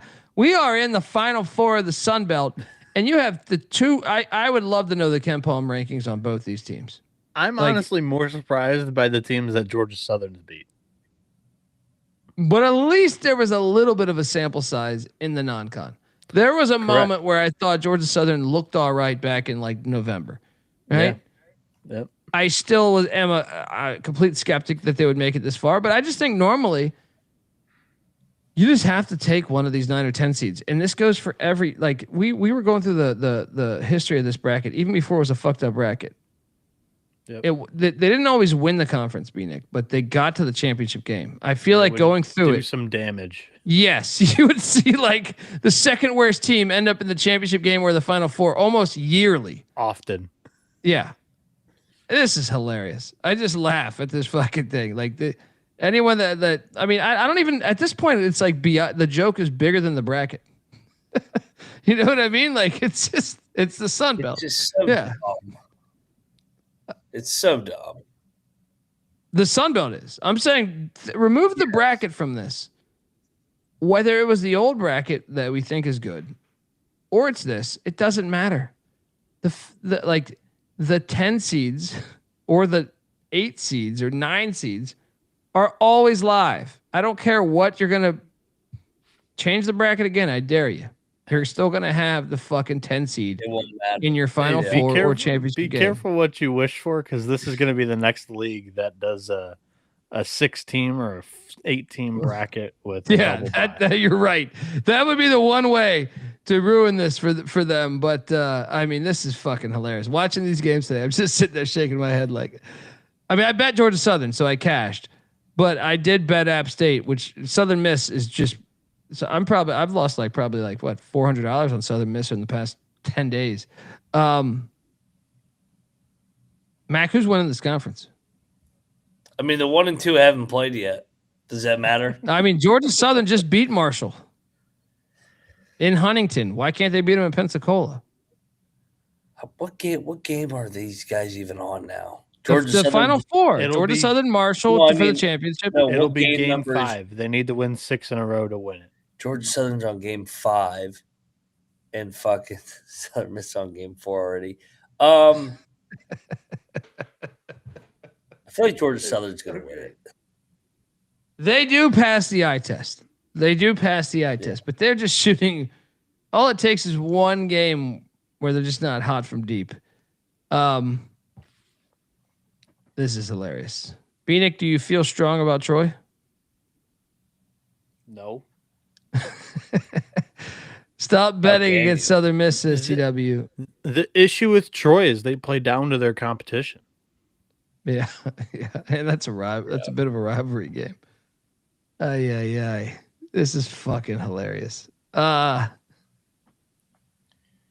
we have all these slides loaded now, or is this thing gonna fuck with me the whole time? No, I just did that for the one conference. Well, I thought we should talk about the SoCon. Here, I think this is all of them. Because I should have given a game ball to Furman, by the way. Yeah. That was a fun game. Oh, sorry, Well, double click no, that. you're good. You're good. You're good. So we OV saw it. Okay, the A Sun. We got what? Central Arkansas. In Queens. Yep. So I'm in a great spot because those are both my futures. Then we have High Point and Winthrop tomorrow. Chalk. Winthrop got lucky today, dude. They got lucky both games. They got so lucky. High Point didn't play today either. This is my favorite one. We got a North Dakota State one. So my future is on NDSU. I'm just doing this basically to do the Ric Flair dance around the ring here and talk about my futures, with the exception of this conference. This conference, my futures are cooked. But most of these ones, I'm pretty live here, man. So where are we at here? We got what? Semis. Yeah, so we'll talk about that like tomorrow or something. Merrimack. No. It's today's games technically. It's Merrimack Marist in the semi, and then it's Fairfield Siena. Yeah, I only have a Merrimack alive in this one, but okay, we'll see. It's been fun watching some of the stuff. I want to get to the Arch Madness one. I got both my futures are alive. Well, this one tomorrow we get Pacific. Shout out to Pacific for winning today for me. Right. Pacific and Santa Clara tomorrow, and then San Francisco looked great today. I took Portland, ate shit on that. Taking on Wayne Tinkle in perhaps his final game with the Beavs. Then, do I not have the SoCon bracket here? All right, let's just get to the fucking games. I was trying to bring up the SoCon because the SoCon I find intriguing. You have Western Carolina taking on East Tennessee State, and you have Furman taking on Greensboro. There it is. How did I miss that? You just didn't go far enough. This tournament delivered, by the way, today. If you watch the games, it delivered. Yep. No way ETSU is going to lose a third straight game to Western Carolina, not Western Kentucky. Mac. It's a lot of pressure on fucking ETSU. I mean, this has been a great year, but yeah, now they get Western Carolina. I'll tell you this, Bieniek, did you watch the Western Carolina game tonight? Yeah, I was locked in, unfortunately. Cats got fans there. They always do. Have fans there. That's intriguing. Then the Furman Greensboro thing is fucking great too. Who you guys taking here? I know we got to get to it, but I'm saying Greensboro. You took a future on Greensboro, Mac, right? Yeah, I got Greensboro, and I got Greensboro was just my one future. Yeah. I don't know. Should make for a fun day of hoops tomorrow and Monday. All right, let's just jump into tomorrow's games. But before I do that, I want to let you know that the college basketball experience is brought to you by Underdog Fantasy. Underdog has you covered for every single sport. For pick'em entries, it's fantastic. Underdog has just increased their payouts too. I mean, look, they now pay 2 pick entries now 3.5 times, 3 pick entries at 6.5 times. Underdog's got a brand new offer for new customers. Play $5, you get $75 in bonus funds when you sign up with our promo code that is TCESGPN. And we're also brought to you by Novig. Yes, Novig is America's #1 sports prediction market. With Novig, you are getting the best prices. Download the Novig app and get $50 when you spend $5 if you use our promo code SGPN. Get in on the action with Novig, promo code SGPN. And don't forget his Merch Madness. I gave you that George Mason money line play today. So the least you can do is jump over to Merch Madness, SGPN store, sportsgamblingpodcast.com, click store, or sg.pn/store.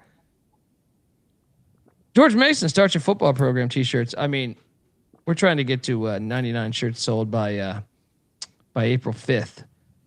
We just gave you a George Mason money line that absolutely cashed. I don't know what number you got, but I got a pretty good fucking number. If you took the points, you're good too.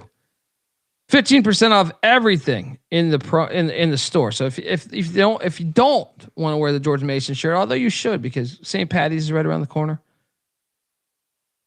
There's a bunch of other great stuff. Mac to School t-shirts, Lock Dog tees, dog bowls. Muddy Waters needs one of those. Yeah, jump over there and let it ride. All right.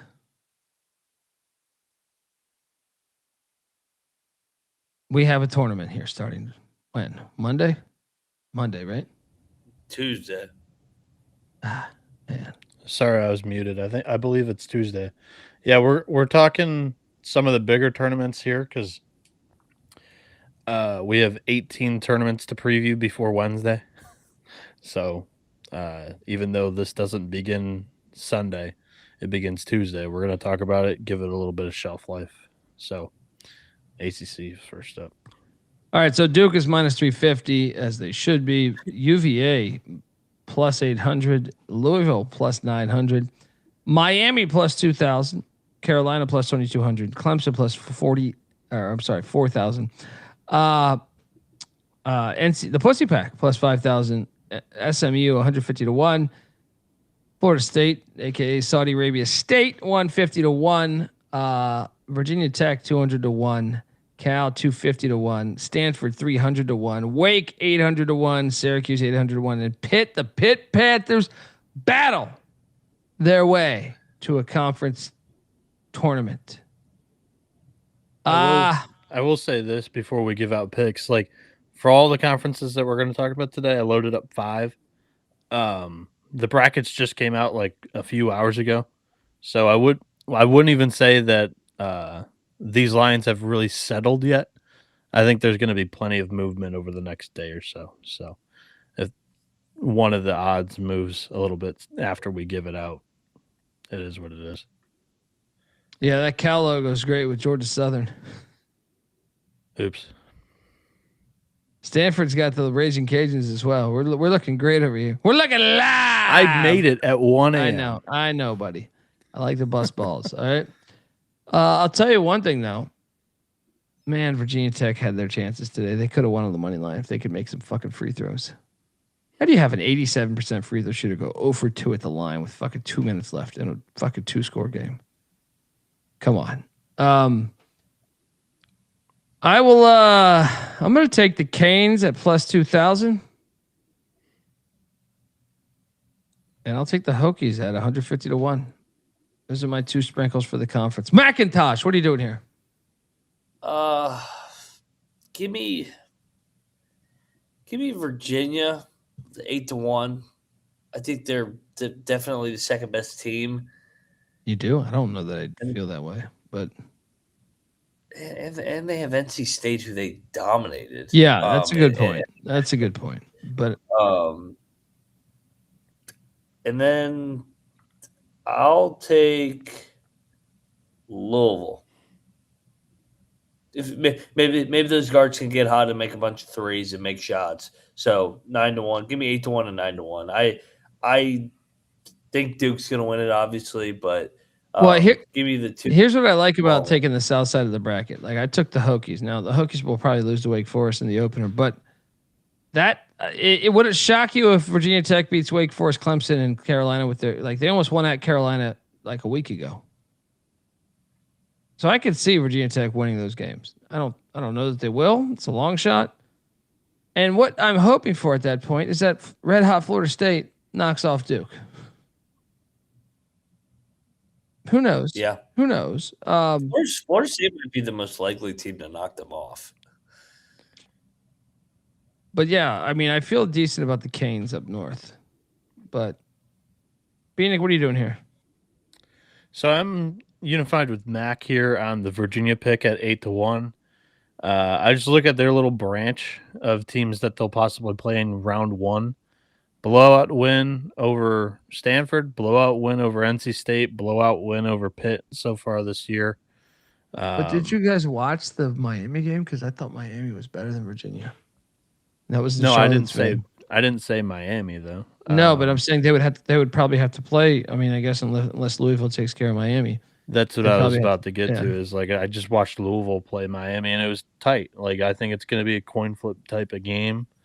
And yeah, I think that Virginia's got the smoother path to get to the semifinal. I think Duke is the rightful favorite. I think it's crazy to lay minus 350 with them.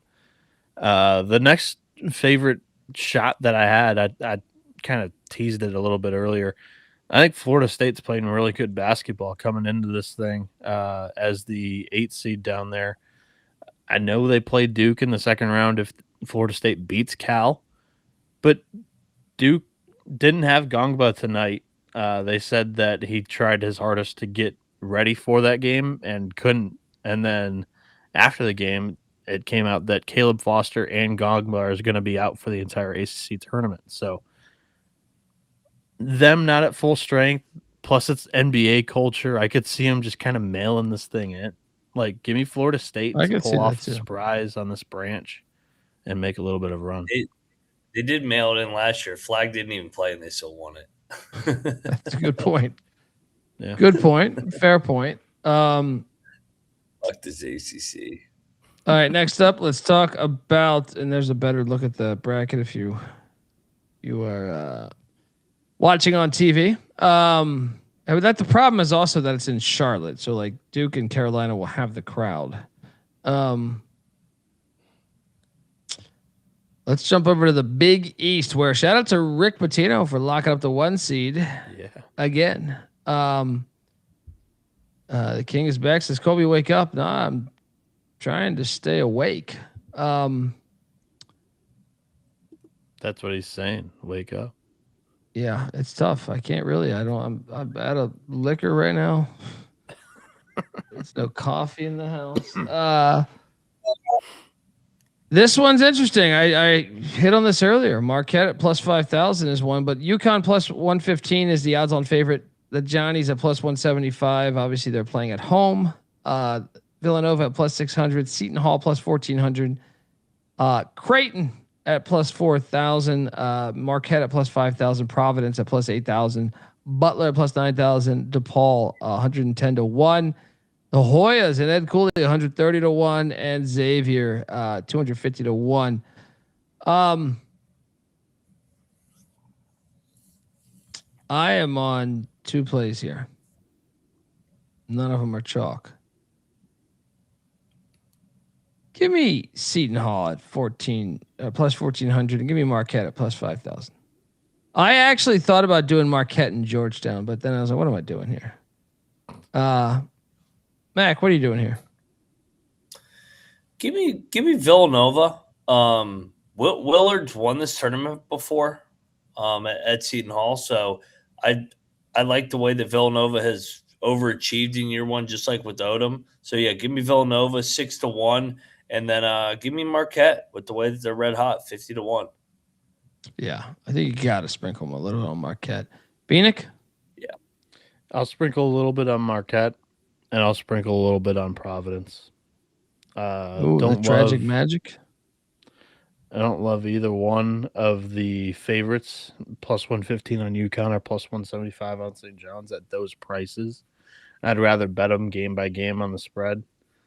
Yeah, I'll take the 2 long shots that are. I think Marquette's playing well, and I think that Providence could maybe catch Pitino. Actually, let me change. Let me change my pick. Instead of Seton Hall, give me Creighton. Creighton and Marquette. Creighton's got to play Seton Hall in the first round. They could beat them, and they're dangerous. They're dangerous the way sometimes they can get up. So, get me off Seton Hall. McDermott's final ride too. Thank you, Chad. Jeremy, $20. DoorDash a bottle on Dundee or in Dundee on me. Thank you. Let's fucking go. Yeah, I'm in North Carolina. You can't DoorDash a goddamn fucking in California. I could. It's hard to get booze here. Yeah. The one other one that I pondered was DePaul at 110 to 1. The problem is the path for DePaul. The reason why I like Creighton is you can see like Creighton could get to the championship.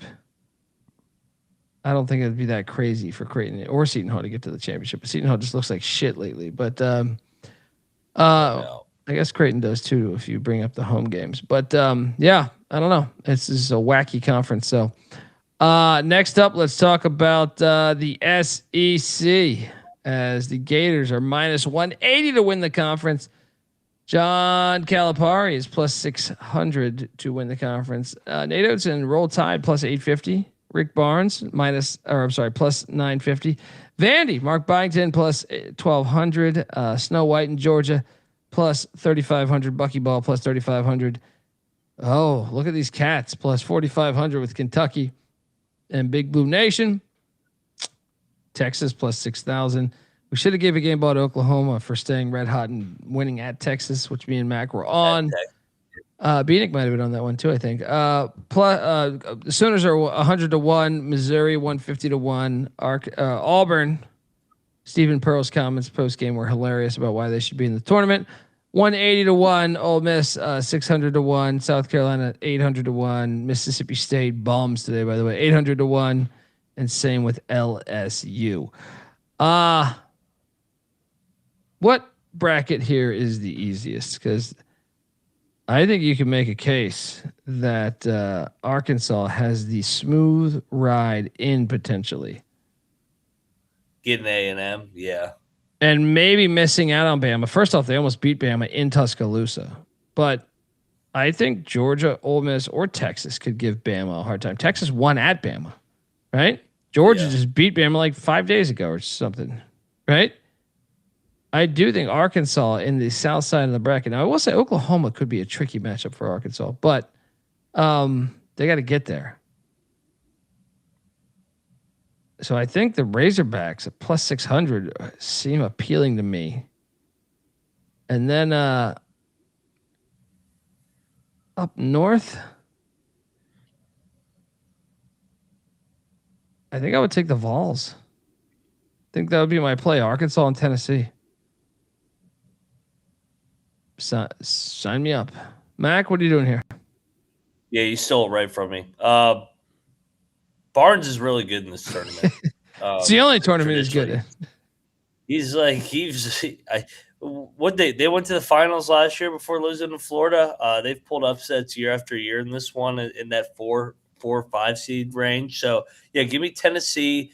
They lost their home game today, and I think they'll come in with a little bit of a chip if they get Vanderbilt again, and then I'll take Cal. So I'll take the two old guys. Give me Barnes 9 plus 950, and then give me Cal. I'm 6 with to you. 1. I'm with you.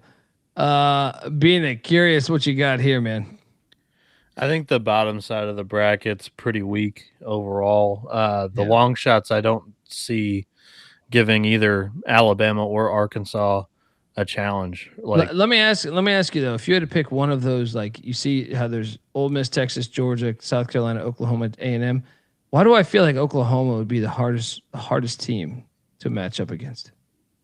Mosier's all right in the conference tournament too.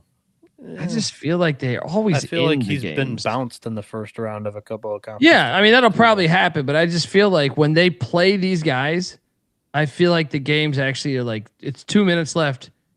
It's a 1 possession game, whereas like A&M, I don't have zero faith in against these teams. Georgia, I don't know that I have any faith in. Maybe Texas.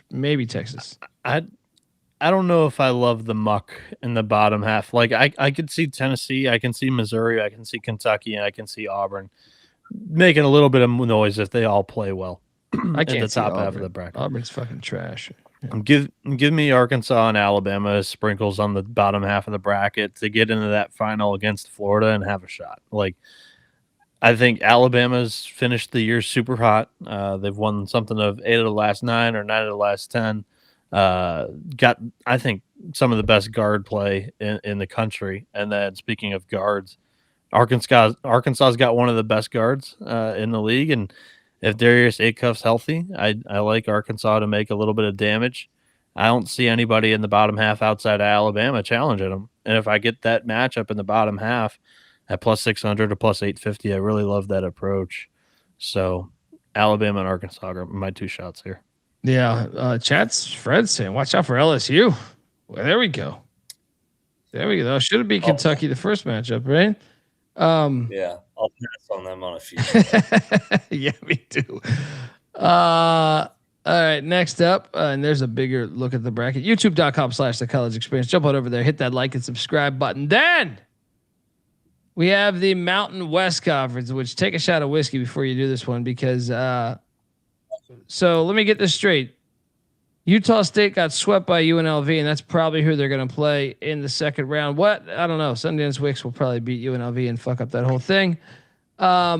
Pretty dangerous first opponent though, potentially for the Aggies. Grand Canyon. So the odds right now: Utah State plus 230, San Diego State plus 320, Grand Canyon plus 475, Boise plus 550, New Mexico plus 700. Nevada plus 1,800, Colorado State plus 2,500, Wyoming plus 7,000, UNLV at plus 7,500, Fresno 200 to 1, San Jose State 600 to 1, and Air Force 800 to 1. All right.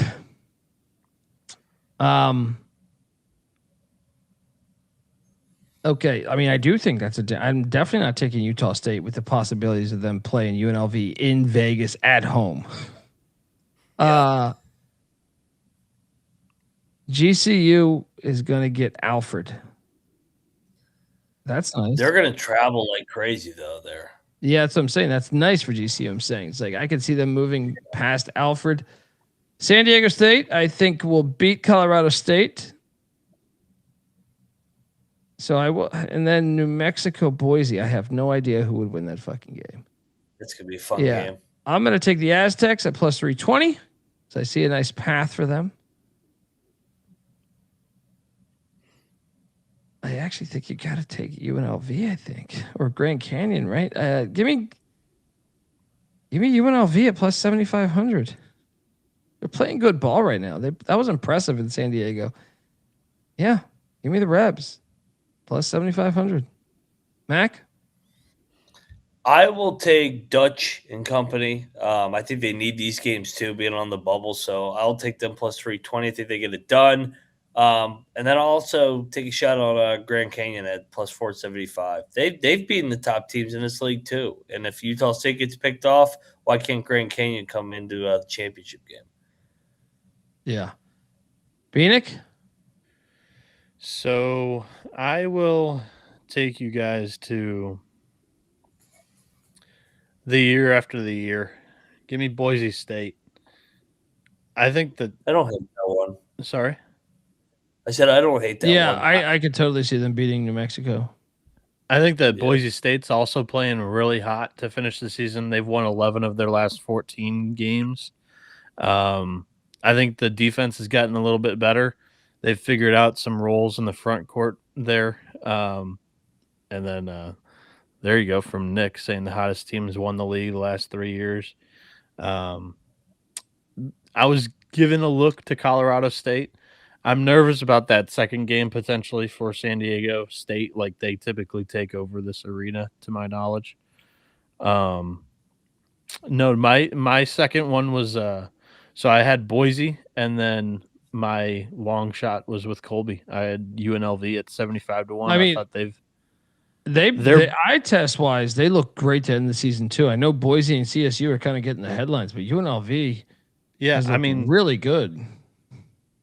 When UNLV is playing to the best of their powers, and I know this is like a lame saying, and anybody can say this about any team, but I truly do believe that UNLV is best. Like when Dre Gibbs Lawhorn's going and Kamani Hamilton's not in foul trouble, like UNLV is able to beat anybody on any given night in this league.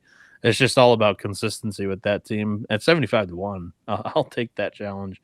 And yeah, so Boise State, UNLV, my short shot and long shot. There we go. And then final conference we have here is the Truck Stop Conference. Make sure you gas up because the most passionate fan does not take their advice. The Big 12 tournament here. Run out of gas. So the Big 12 tournament right now, Arizona minus 105, Houston plus 220, Iowa State plus 750, Kansas plus 800, Texas Tech plus 1,300. Cincinnati plus 4,500. TCU plus 6,000. BYU 150 to 1. West Virginia 160 to 1. UCF 500 to 1. Colorado 500 to 1. Baylor 500 to 1. ASU 600 to 1. Oklahoma State 800 to 1. Kansas State 800 to 1. And Utah 1,000 to 1. There's a bigger bracket here you could look at here. This is like just Russian roulette, isn't it? So we know what it's in Kansas City. So how fun are those semis going to be? Ooh. It's not gonna be fun at all. I don't like watching this fucking electronic court they're playing on. I agree with that.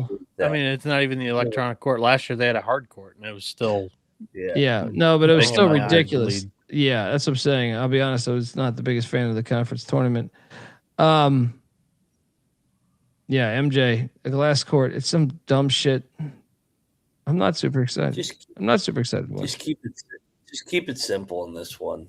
Take the 2 home teams. That was my thought process. It was Kansas and Iowa State. If I was to build a third case, I would go with UCF. UCF is a veteran team. Maybe they get Arizona. And then at that point, they would get what? Texas Tech probably? Right? Oh, no, they get Texas Tech first, right? These fucking seeds. It's just tough for like UCF and TCU. They have no home court. Yeah. No, I mean, Iowa State and Kansas make the most sense. And like, fuck, we were so goddamn good for all those years. Press Virginia. We had to play Iowa State and Kansas all those years in the championship game, and it was just a true road game every time. It's so hard to beat those two in that building, especially if you're the underdog. I'm just saying, get Kansas, Iowa State. Yeah. I think Iowa State actually ultimately ends up. I think Altenberger and company cut down the nets. I think they beat Kansas in the final. Yeah. I mean, I'll follow you on this. I'll follow you. If I had to take a third, it would be UCF, but I'm probably not even going to bet that. Bieniek? We align on Iowa State at plus 750. I like their path, first off. I don't think that Baylor, Arizona State's a real challenge to them. I think that Texas Tech being down a man, it's like get through this thing healthy. They're may not be interested in playing 4 games in 4 days. So I'll take the Cyclones in the top half portion of the bracket. I think Arizona is a really good challenge, but I like the home court advantage there with the Cyclones, and then the bottom half portion I'll go Houston at plus 220. We know what the Big 12 wants: Arizona versus Iowa State, Houston versus Kansas. That's what they want. Like in the semis, yeah. They don't want UCF, West Virginia, TCU. Yeah, well, I mean I'm thinking for TV ratings, but yeah, I get your point. TV ratings, they want those. They want those 2 juggernaut semifinals with the lit environments of Iowa State and Kansas. Maybe they want the Mountaineers just because they could be the one that could. I mean, UCF and TCU are locks. They don't matter. I agree, Clark. Let's jump into the games. Enough of this bracket nonsense. Yeah. Hey, the bracket nonsense is the best part about March. Not in the power conferences. This is a dumb game. This makes me want to go to sleep. Yeah, let me just pour a cocktail in my Rutgers cup that my mom got me. This cracked me up. My mom's so sweet. She's like, I got you a college cup, Colby. Rutgers. Look at this. Shout out to mom. Look at this. The birthplace of college football. She knew you would like it because it's the birthplace of college football, Colby. That's true. That is true. It even says it on the. Yeah, that's what I'm saying, man.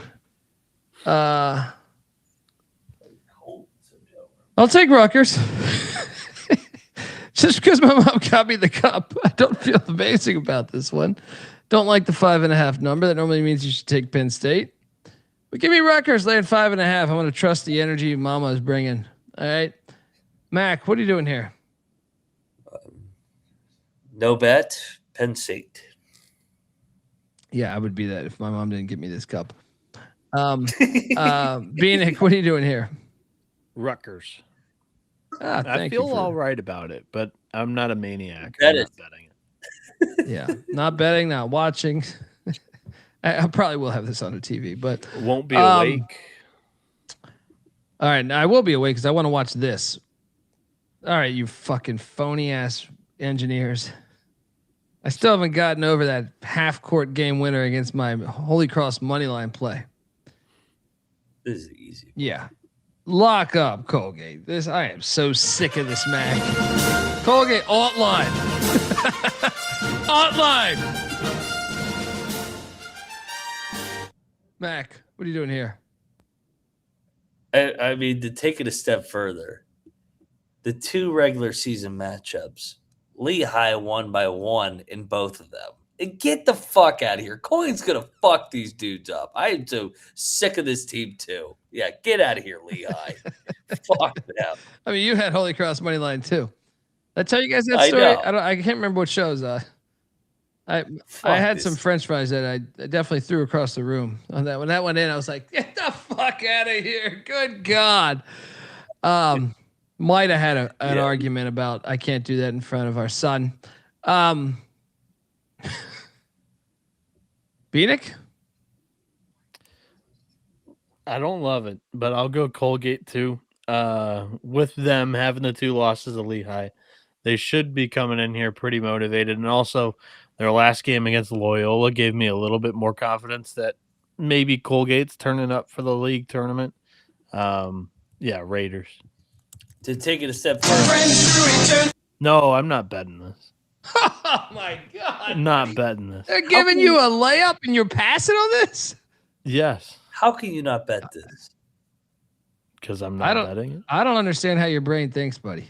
I don't get it. I have stayed away from the Patriot League and America East the last 2 months. They lost both games by 1 point. It'd be one thing if they lost like by 10 and 15. It's like, oh, this is a bad matchup.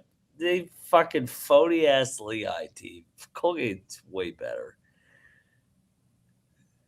Double lock. One of the best plays on the board. Raiders. Next up. Campbell, Wilmington. This is dangerous, by the way. Shout out to Campbell for hitting for us today. Shout out to Red Wine Time too. Allegedly, my mom buys random shit that she's so sweet. She'll get like random. She knows I talk college ball, so she's just like, she's at a fucking Target or something, and she sees whatever. She's like, "Oh, you can wear this on the show." She's sweet. She's sweet until she gets me NC State something. She's sweet. Campbell, UNC Wilmington. What's this line? Do you guys got this?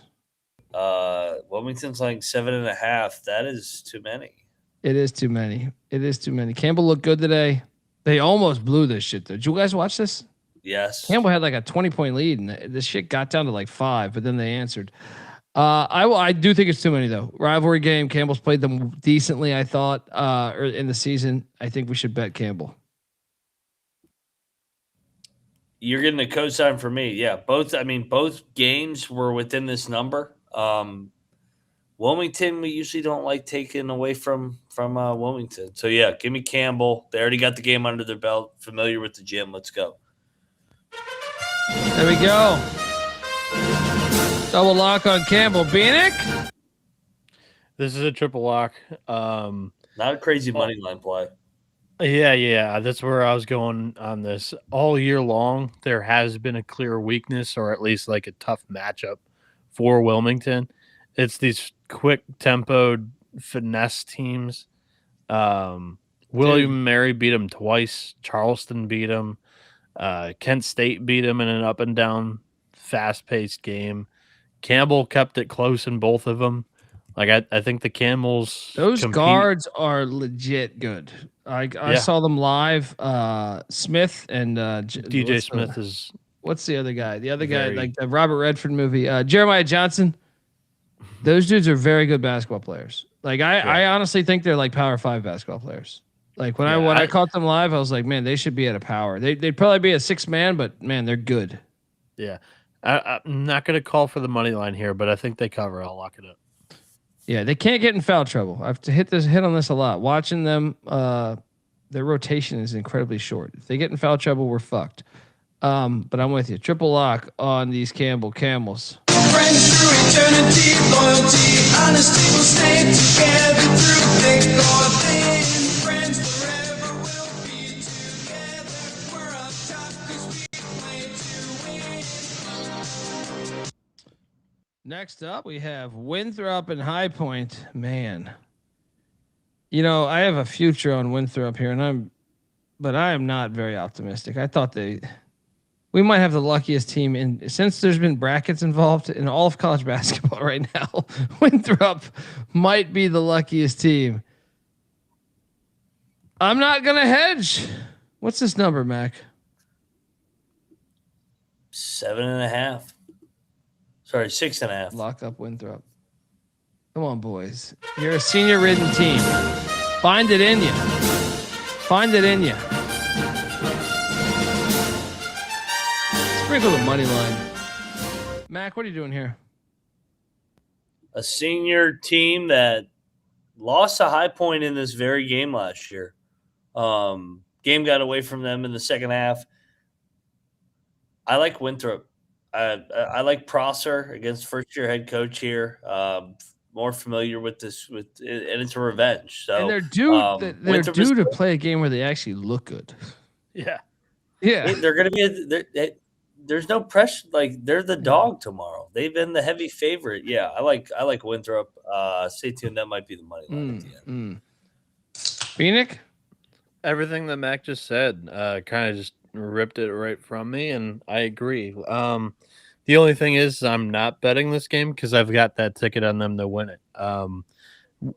Winthrop won by 17 in one of the matchups against High Point this year, and then they lost another close nail biter. But yeah, Mac's right. Like this exact roster lost to High Point last year in this title game, and High Point's got a first-year head coach. Like, give me Winthrop. I would say the problem, and I'm with you. We're going to triple lock this, but since February 19th, I'm just going to rattle this off to you. 4-point win by Winthrop against Upstate. Lost to High Point. Lost to Charleston Southern. 4-point win against Presbyterian. Then this Charleston Southern game where they're down 7 points with 30 seconds left, which they won. And then a 2-point win over Presbyterian. They have looked like shit for a good 2 weeks, 2.5 weeks here. Come on, boys. Rally the fucking troops. Triple lock. Winthrop. I have that future, Bieniek, and I say, fuck it. Let's go. Friends through eternity, loyalty, I know Presbyterian should have won. through thick or thin. Friends forever will be together. We're up top 'cause we play to win. Next up, we have. I can't. This is in my power rankings. This is the number one game of the day to watch, in my opinion. Would you guys agree? Yep. This is the game I want to see most. That's why I'm going to it. It starts in 10 minutes. Thumbnail. There we go. There we go. It starts in 10 minutes. All right. So what? Future wise, I'm on both of these, so I can do no wrong. What's this line, Mac? I don't see it right now.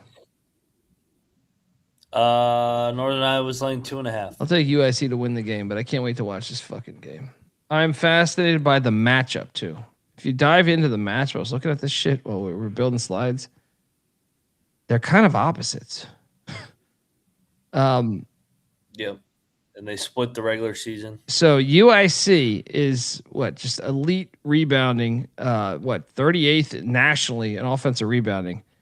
Northern Iowa still hasn't had a rebound this season. They're 358 in offensive rebounding. Just a lot of the metrics. You sit there and look at this. They both play great defense. A lot of the metrics are quite fascinating here as the way they play. I mean, Northern Iowa, way better 3-point shooting team than UIC. I'm going to take these Flames ever since they've been away from Chicago, where they have 14 people, they have won huge games. But there's a legit coaching edge on Northern Iowa. I'm in a win-win situation here, but I think the Flames are like, if you're asking me to pick the game, because I don't think I'm going to place a wager on this game. UIC wins this game. I have futures on both, so I'm staying back and watching. Mac, what are you doing here? I am taking Jacobson and company. I'm sticking with my Panthers. I don't love the delay in the 2.5, but I have the future. Yeah, so, you got to double down your. I get it. Yeah, I just think Northern Iowa will I mean, more game, proven coach by far, but yeah. I know nobody's won 4 games in 4 days, but Jacobson's been in this league as long as anybody. Why can't he be the first one to do it? I trust their culture. Let me ask you something. Actually, Bieniek, give your pick, and then I want to ask you guys something. Remind me to ask you this. Bieniek, what are you doing here? I think that UIC's gotten to this championship game without some of their best players playing super well. And kind of watching both of these teams play throughout the tournament, I feel like with game pressure, Northern Iowa didn't look super sharp yesterday against Bradley. And it's been a while since they've had game pressure in their wins. All of their wins have been blowouts over the last month. 71-55, 61-49, 89-60, 86-62, 81-60, 75-53, 68-59, 74-52. And then Bradley was 73-69, and they had 3 turnovers in the final minute. I think UIC is going to be scrappy, and their best players are due to have a good game. So give me the Flames. I think they win it. I'm on UNI. I'm not going to bet UIC, but I think the Flames win this thing. Wait, you're on UNI? Like I have UNI future, but you didn't take UIC. I got you. Okay. Yeah, my pick's UIC against the spread, and I think they win the game. The question I was going to ask you this, guys.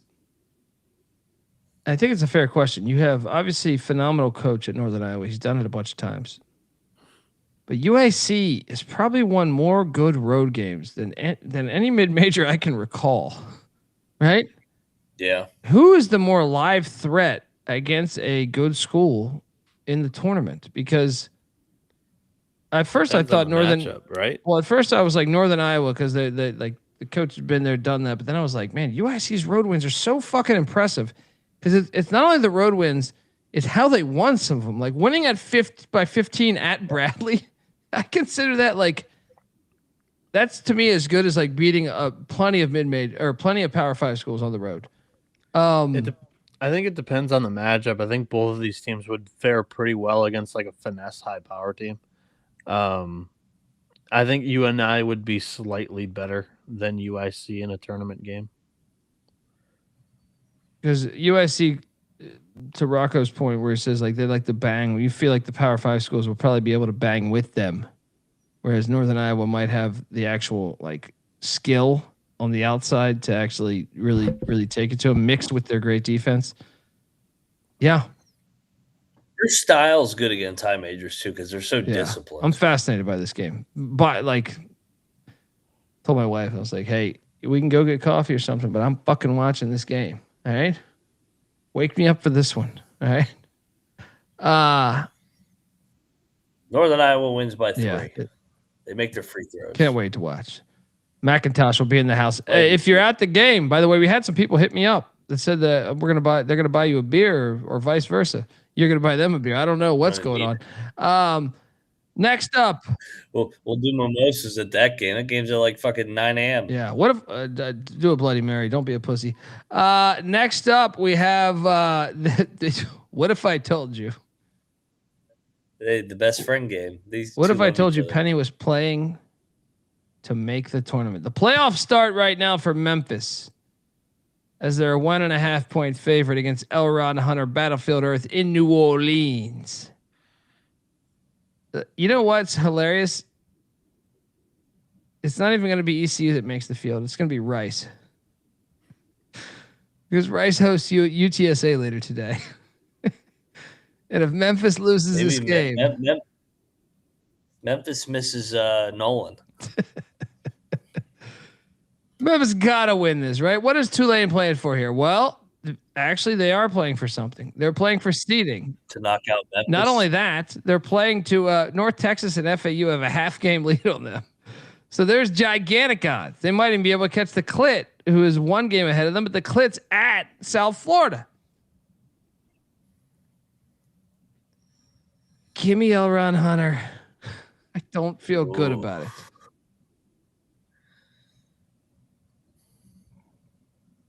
Nah. Wrong team favored. Give me Tulane. Lock it up. I'm not locking it. I'm not locking Cocktail Napkins got the wrong team favorite here too.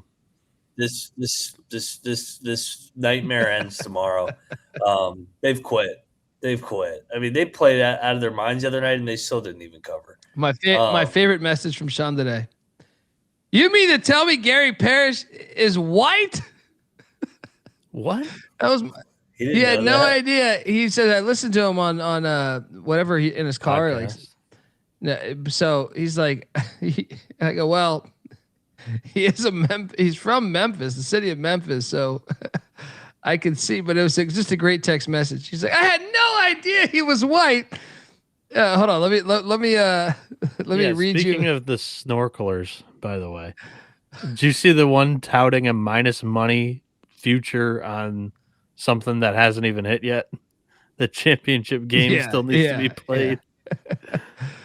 Hold on, my favorite thing was I didn't know. Damn it, which text feed was it on? You got to bring out the scuba diver helmet on the next show. Well, the best part was he goes, I totally thought he was black until he said he likes 3 doors down.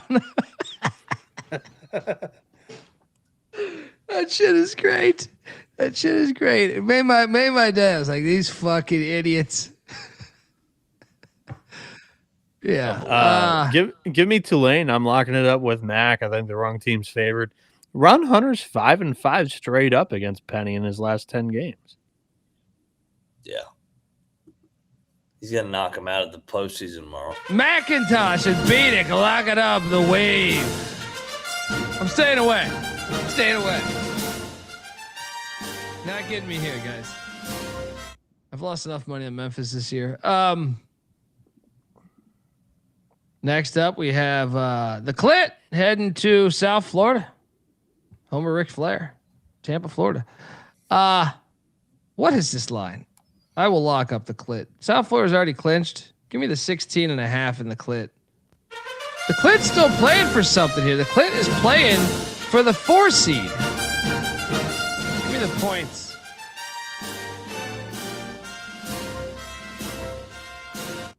Mac? I'll just take the points. I'm not betting this one. Bieniek? Charlotte, no bet. Next up, we have, oh boy, Patriot League action. Here's the worst part about this, Mac, is I know you're an Army guy, but I really want to see Navy in the NCAA tournament. But I think it's a dangerous game. I think I'm betting Boston. I think it's a money line play. Give me Boston and the points. Lock it up. I'll tell you this. If Navy plays the way they played the other day, they lose this game. And not only do they lose this game, I think they lose this game by 10. Mac. Yeah, I'm all over Boston. The 2 matchups where they played each other this year, they were tight. The one I thought Boston had a chance to win outright at Navy already. So going back there, coming off the momentum of that American game, give me Boston, and I agree with you. Sprinkle some on the money line. See if maybe Scott. Double lock on Boston. Sprinkle the money line. This might be my dog of the day. Bieniek? The Cocktail Napkins got this -7 for Navy. I have futures on both of these teams to win the tournament. So I don't really have a huge rooting interest. Give me Boston in the points. I think this one's going to be tight. I agree with you. Well, the Navy hasn't been in a spot like this. They made the tournament once since David Robinson, or twice maybe, I think. It was in the 90s though, but they're not used to that pressure, and that showed that first game. And it's human, but at the same time, like, I think it's a lot of pressure. The articles written about you all like I fucking CBS. That was one of their headline stories. I mean, they're human beings. I feel like, look, sometimes you do a nice spot. I remember doing the fucking Comedy Store and having, and just, next thing you know, you think your shit's fantastic. Then you go do Billy's pool hall, and you're absolutely trash. You know what I mean? So it's like it's a human element there. Boston points. Let's go. Queens, Central Arkansas. Can't wait for this game. Second best game of the day. What do you think? It's right there. Third or fourth. I mean, this is fun. Central Arkansas laying 2.5. Oh man, I have both. I'm in the same spot. I don't have a bet here. I have both futures. I feel like Queens is going to get them. The experience of Queens is going to get them. But Jerry Davis, I took Florida Gulf Coast today. I'd actually bet Florida Gulf Coast today. But my two futures are alive and well. I'm doing this for you, Jerry. Give me Queens, because that means Central Arkansas is going to win. Not betting this game. Mac, what are you doing here? Yeah, I have Queens as a future. If I didn't, I would lock up. I already got him as a future, but if you want to play the play. Oh, you don't have both? I mean, I could play 2.5 as well, but I mean, yeah. Just I'll ride with my future. Yeah, lock up Queens. Let's go. They're going to win the game outright. Grant Leonard and company. He's the kind of guy that would drink a gallon of gasoline so he could piss in your campfire. Bieniek, what are you doing here? So I will I'll walk into the trap. I'll take the over. Central Arkansas hasn't I would say played in real shootouts yet in this tournament. They've put up 140 points, 150 points in the two games with their opponent. But I do think that this is going to turn into an up and down, make a lot of shots fest, and Queen's defense isn't, very good. So I think there's going to be plenty of points scored. Cocktail Napkin's got a 164. This one's going to be exciting, fun, entertaining, and high scoring. Over 157.5, I believe was the number I just selected. It was 156.5. Let's go Queens. Bieniek, locking it up.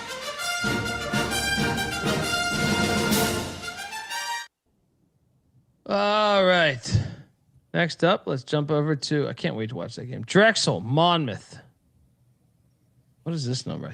I saw this earlier. Monmouth laying 3.5. I'm gonna lock it up with Monmouth laying 3.5.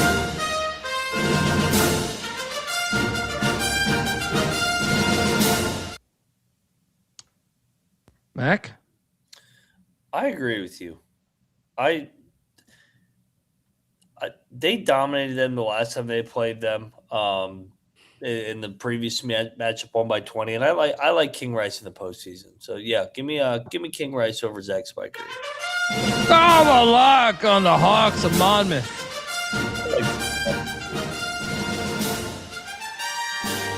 Shout out to Jacob Green. It's not the same Jacob Green that played defensive end for the Seahawks in the 80s, is it? Cheers if so, and cheers if not. Thank you. Bieniek, what are you doing here? I'll take Monmouth. No lock. I respect Spiker, and I prefer Rice as a dog, so I'll just sit back and watch. How about this one here? As the Illini head to Maryland. Great article by someone recently about why Maryland in the Big Ten is terrible. What? Can't remember the publication. Past 2 weeks though.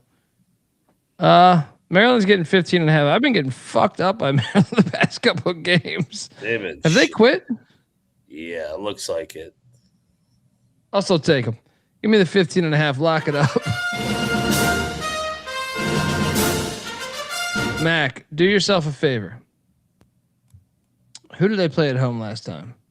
They got destroyed. Rutgers. All right. I don't know if you watched that game. I watched a little bit of it. Very little. It was terrible. Dude, the crowd is unbelievable. If nobody there. If you were to tell me, I mean, when I was a kid, 80s, 90s, 2000s, that would be Maryland's crowd in 2025/26. It's embarrassing. I would honestly say you're fucking insane. This was one of the hardest places to go into and win. I cannot believe they have turned it into this. Like it's unbelievable. Now, having said that, give me 15.5. I'm with you. I'll take Buzz here. I'll lock it with you. Yeah, that's too many. Double lock. They've already seen Illinois. Bieniek? I'm going to lay with Illinois. There's no mercy with them against the inferior opponents. This is your Louisville of the Big Ten, per se. They just smoke the bottom tier teams in the league. So I'm laying it.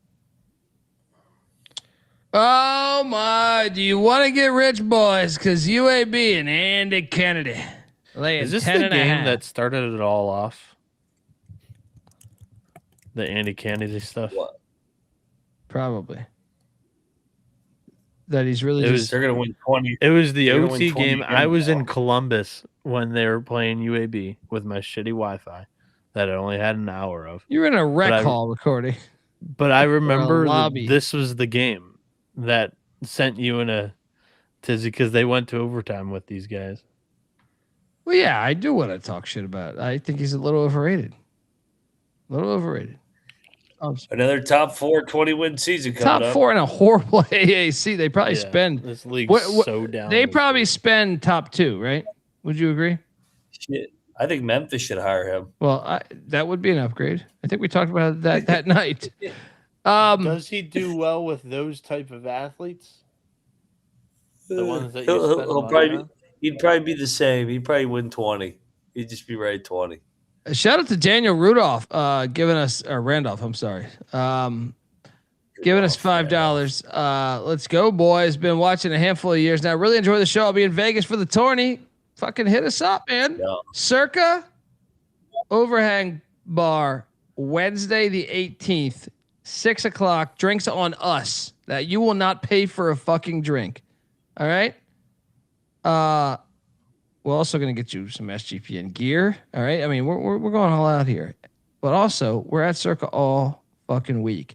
We're also going to be at the, what's the place called again? Westgate. Yeah. Westgate. We'll be at the Westgate. I know some people have asked me for wristbands we can hook you up. The problem is we're waiting for them to answer us, but historically speaking, we'll get you. What room are we going to be in this year? Do we know yet? Or that's what I'm saying. I don't know. I know, but I don't know. But here's what's different. We got a player on the inside this year. All right. So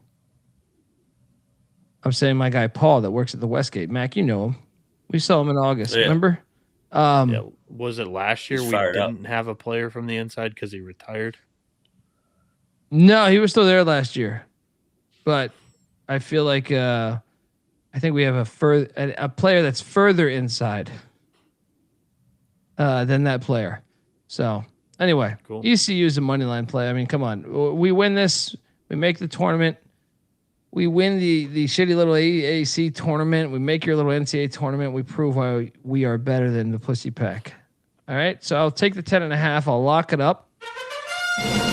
Sprinkle the money line at plus 390. 90. There's gold in them there Birmingham Hills. Mac, what are you doing here? I do agree with you. I'll lock up ECU. I will not take the money line. UAB wins by 4. Double lock on these Pirates. Bieniek? I will take these Pirates, and I'll sprinkle a little bit on the money line. UAB at home in league, 1-6 straight up. Now we're talking, buddy. Welcome to the party, pal. Triple lock on these Pirates. Oh, wait. Well, you have a real song to play, not that nonsense, all right? One that is known to be a penny dropper.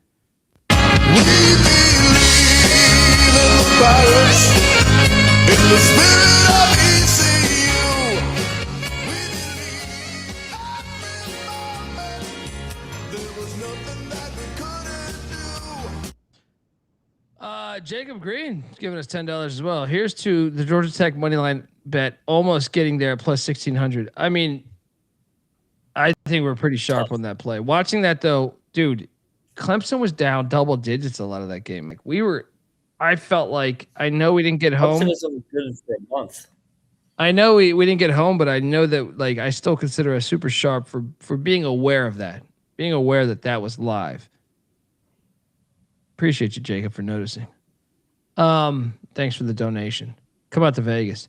Temple, Tulsa laying 11.5. What is this? Wait, Terrible game for that. Well, no, I mean, like there's still seating at stake here. It's just Temple, Tulsa. It's like, ugh. Yeah, Philadelphia and Tulsa, Oklahoma. I get your point. The Big Ten looked at that a couple years ago and they said we could do that. We'll raise you one higher. I'll take the points all day. I actually think we should consider locking up the points. Is that crazy? Oh, I was going to lock up Tulsa, actually. With 11.5, it is to your point, Bieniek, it is a strange trip. I undervalue this in football all the time because you fly into Oklahoma City, you then jump on a bus and go 2 hours. And it is that strange road trip. But, man, I feel like that's a lot of points. I'm going to take Temple. I'm taking Temple. Maybe no bet because Bieniek does have a point that I think I undervalue how crazy that road trip is.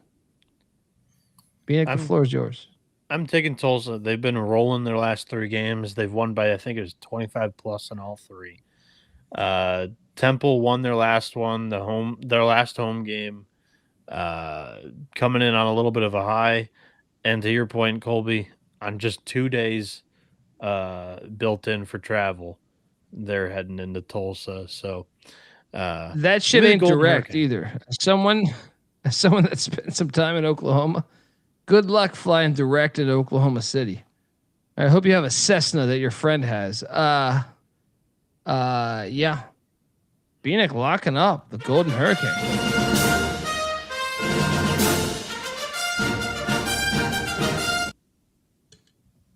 Fuck you. I'm going to battle you, dude.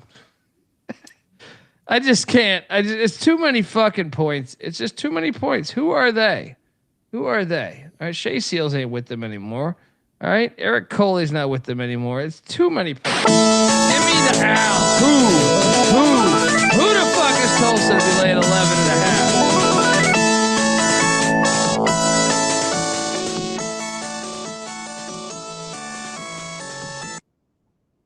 Next up.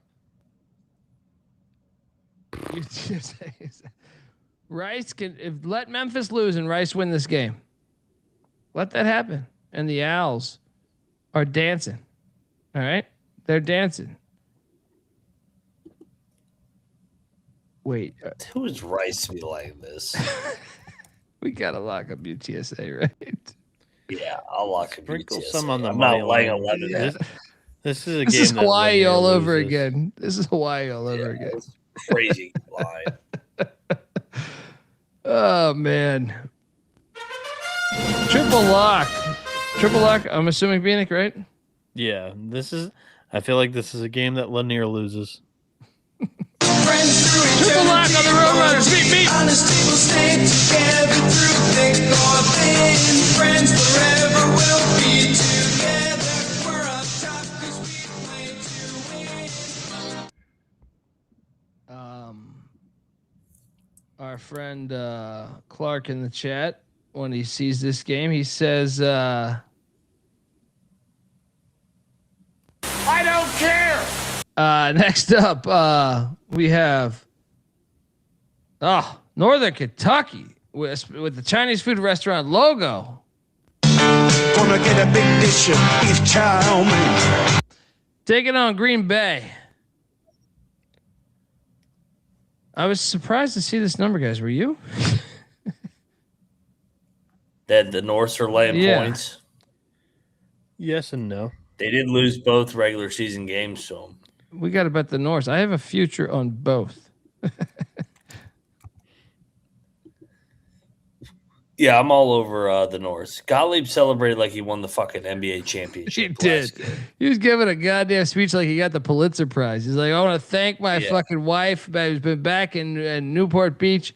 Right. I told my recruits, if you come here, be part of the dream. Don't be part of, like you want to be a part of a legendary story. That was strange. Give me Why Darren would you Horn. say that after one Horizon League win? And Darren Horn's a proven winner in the Horizon tourney. Yeah, and I'm why all are over they it. favored? I thought Green Bay would be the 2.5 point favorite. Bieniek, No. what does the cocktail napkin have on this one? Green Bay -2. Exactly my fucking point. Lock, Northern Kentucky. I know I have a future on both, but it's not the championship game, so I'm getting a part of this action. Lay the 2.5 with the Norse. Lay it. Yeah, double lock on this matchup. Gonna get a big dish of beef chow mein. Bieniek?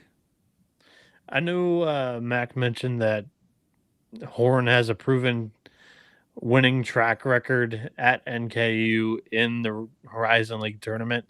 He's also lost the second game of the tournament 3 times.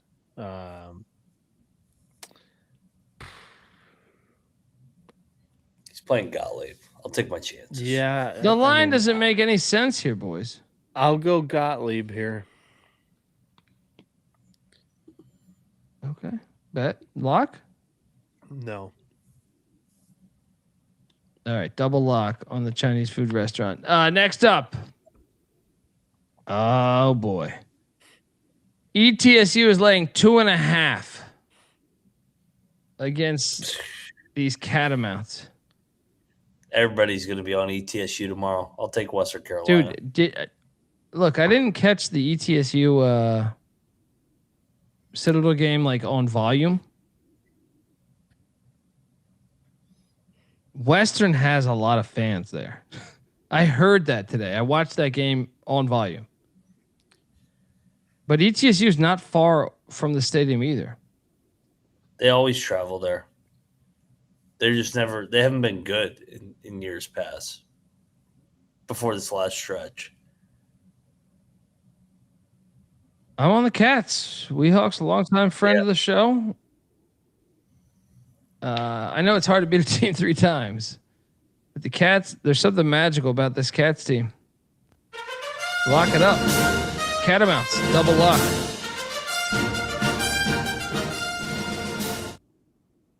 Yeah, that's what I'm saying. If you watch that game today, that shit was lit. That shit was lit for Western. Now, but I know Johnson City's not that far away. That's why I'm a little wondering about, like, does ETSU fans show up and rep their team? Bieniek, what are you doing here? I'm taking Western Carolina, and I'm also sprinkling the money line here as well. The cocktail napkins got them -2 in this one.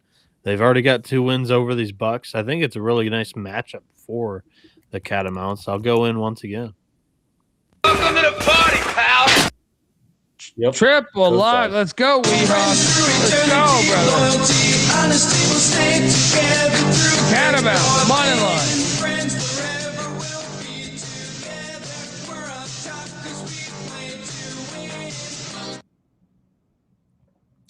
What was the number that you gave out there? 2.5. There's a 3.5 out there at DraftKings. All right, let's take the 3.5 with the Catamounts. Bieniek, your boys, Tommy Izzo's coming into your turf. Yeah. Michigan laying 10.5, Mac. 9.5 now. I see it, by the way. Which sucks because I'd prefer the 10.5 because I have yet to bet this, but I will bet Sparty plus the points.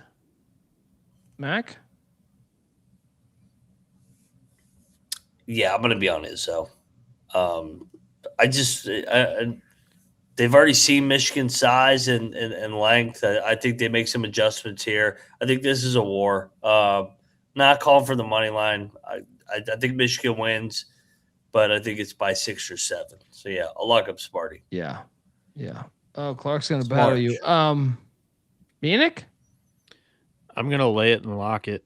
There we go. In East Lansing earlier this year, this was a 20-point game for 10 minutes of the game.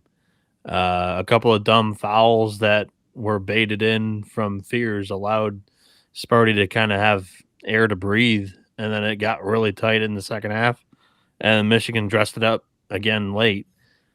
I think Tom Izzo just gave Michigan a bunch of bulletin board material with what he said to the crowd the other night. I also think that this roster is still built to beat Sparty with their size and physicality down low and their commitment to rebounding. They were shoving it down Sparty's throats the first time in that matchup on the glass. I think they do the same thing. I mean, the Wolverines lock it up. Now we got a problem. Now we got a problem. We got a battle. Dundee. McIntyre on Sparty. Bieniek on them Wolverines.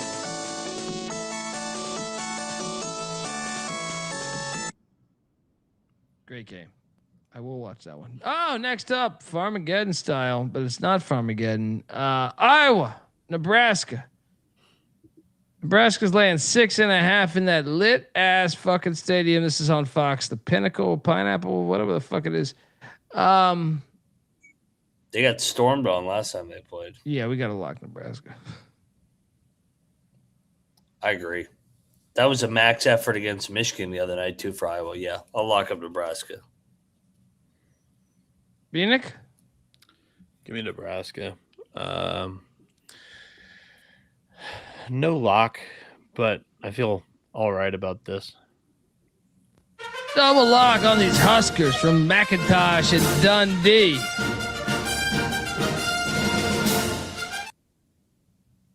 Next up, the No Limit Soldiers are laying 4.5 against Houston Baptist, Houston Christian, whatever you want to call them.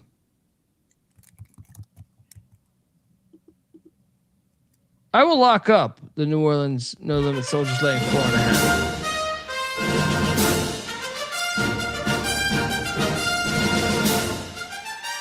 Give me them Privateers. McIntosh, what are you doing here? I think you're on the right side. I think that they are the better roster significantly. I'll lay it, lock it. Let's go. Privateers laying 4.5. Bieniek? I think this is a game that they're capable of losing.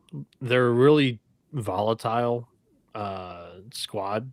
One day they'll play very well, and they can beat anybody in the league. They've lost 2 in a row, though. That's the only thing to me. I think it's a good spot to take New Orleans. They get your point. Yeah. So I'll lay it, but I don't really feel confident against them until they're playing one of the big boys, if they get there. Double lock on New Orleans from Mac and Dundee. Towson, Charleston. Oh, what could go wrong? Charleston laying 1.5. I mean, this is ridiculous. Towson's going to win this game because you know why? This will be a Towson crowd. The pressure's on Charleston this time. I mean, the line is telling you everything right now. I hate it because I think Charleston's way better than Towson. Yeah, I'm on Towson. Yeah. Year after the year, let's go Towson. They're under the radar now. I'll lock it with you too. It doesn't make any sense. Let's go. Double lock Towson. Bullied them the first meeting. JD May. I hope you have a wonderful day too. You know, that's how it works. You guys are awesome. Yeah, you too. You know, appreciate you tuning in. You know, We like life. We like people. We're grateful. Bieniek, we're not really grateful if he takes Charleston, though. What are you doing here, Bieniek? I'll set this one out. I'll take the Tigers, but you guys have fun with the lock. All right. Next up, we have Marist and Merrimack. And as someone that has a future on Merrimack, I was kind of hoping to avoid this matchup. I think Marist matches up well against them guys. I know Marist lost by 30 the last time they played, but overall, I think it's a decent matchup. Like when you look at the numbers, Marist's defense super elite. Now they do suck away from home, so maybe that's why they get drilled. But I feel like both these teams aren't like offensive juggernauts. They just kind of. I feel like this is a game.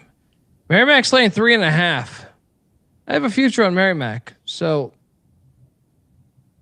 I'm not going to bet this game. But if I had to, I think if I didn't have the future, I think I would take Marist in the points.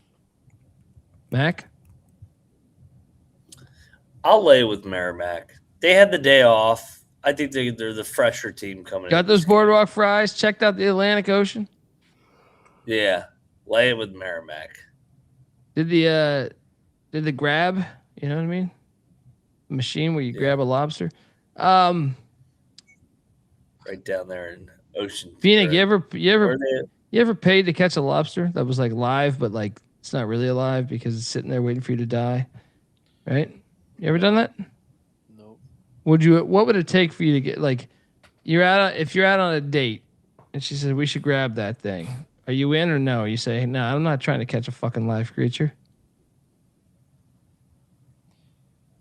I honestly don't even know what you're talking about. It sounds interesting, but you guys know what I'm talking about, right?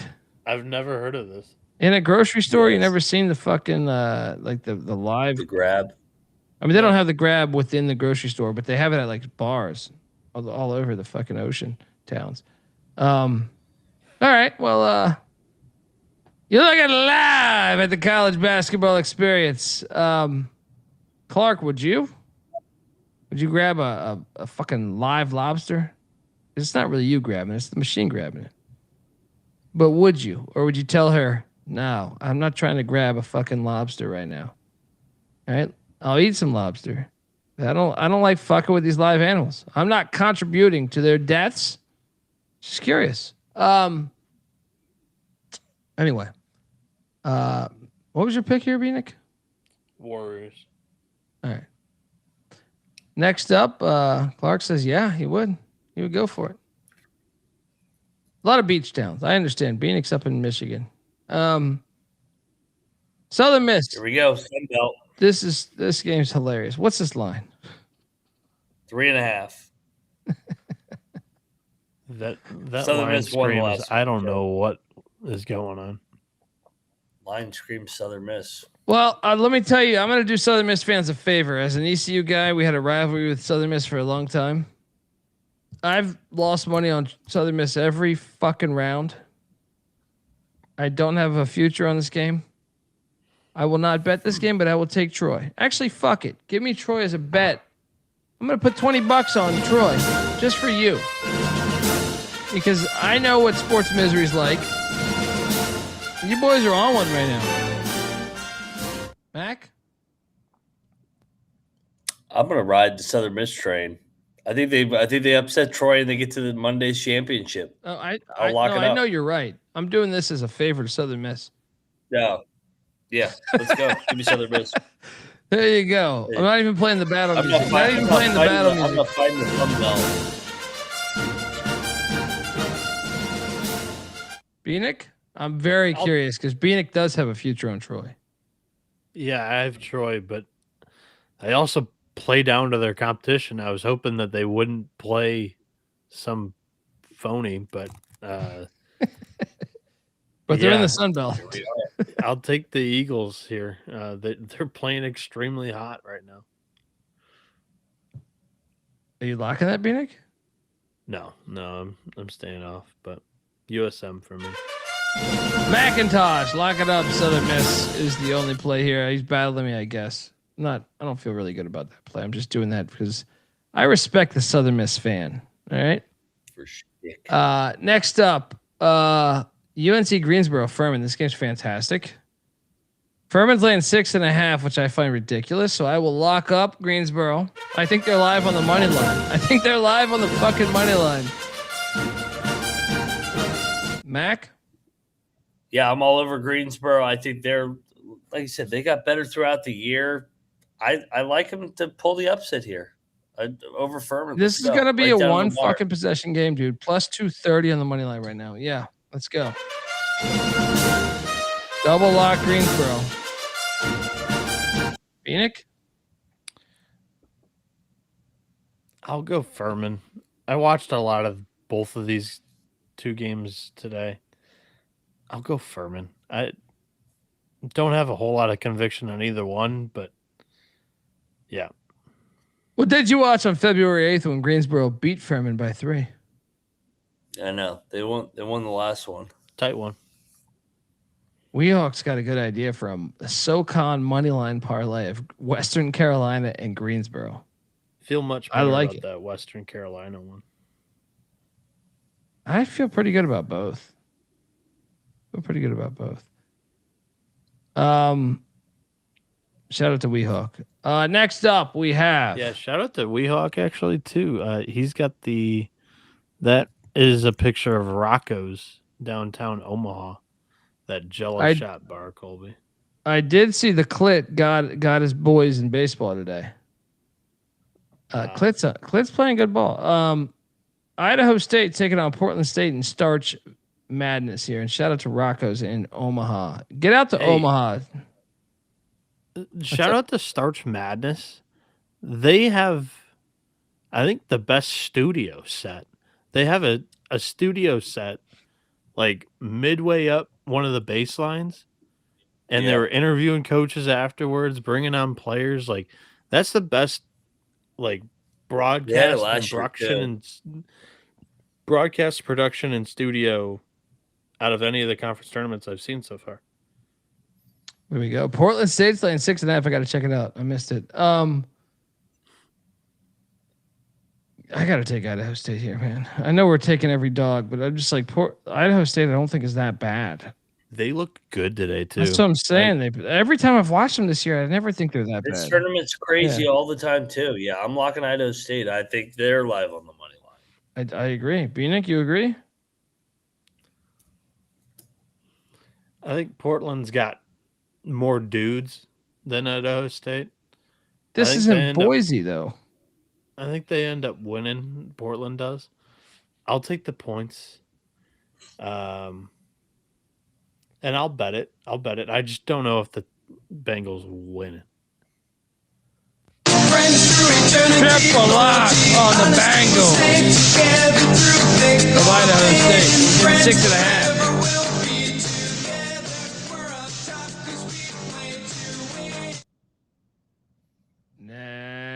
Next up, we got the Nazis taking on Northwestern State. I bet this game like 2 days ago. I bet this game so long ago that I thought I had a result. How about that? I was like looking at the scores, like, where the fuck is this? I'm on Northwestern State money line.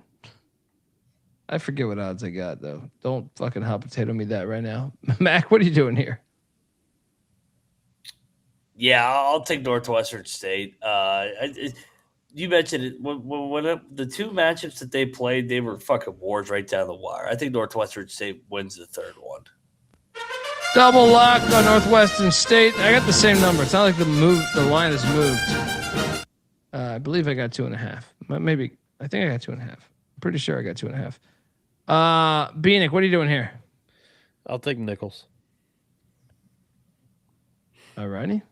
Bieniek's on the Nazis. I like how you avoided the word Nazi on your play. Next up, Fairfield, Siena, in Atlantic City of all places. This game's awesome, guys. Siena looked good. They did early on. I thought late got a little dicey, but Fairfield looked good too, though, dude. I know.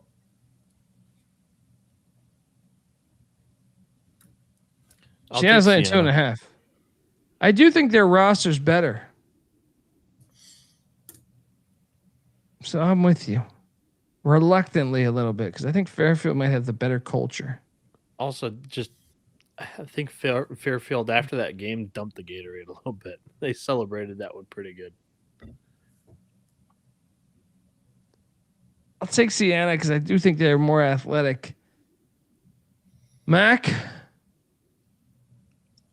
I'm taking Sienna. Yeah.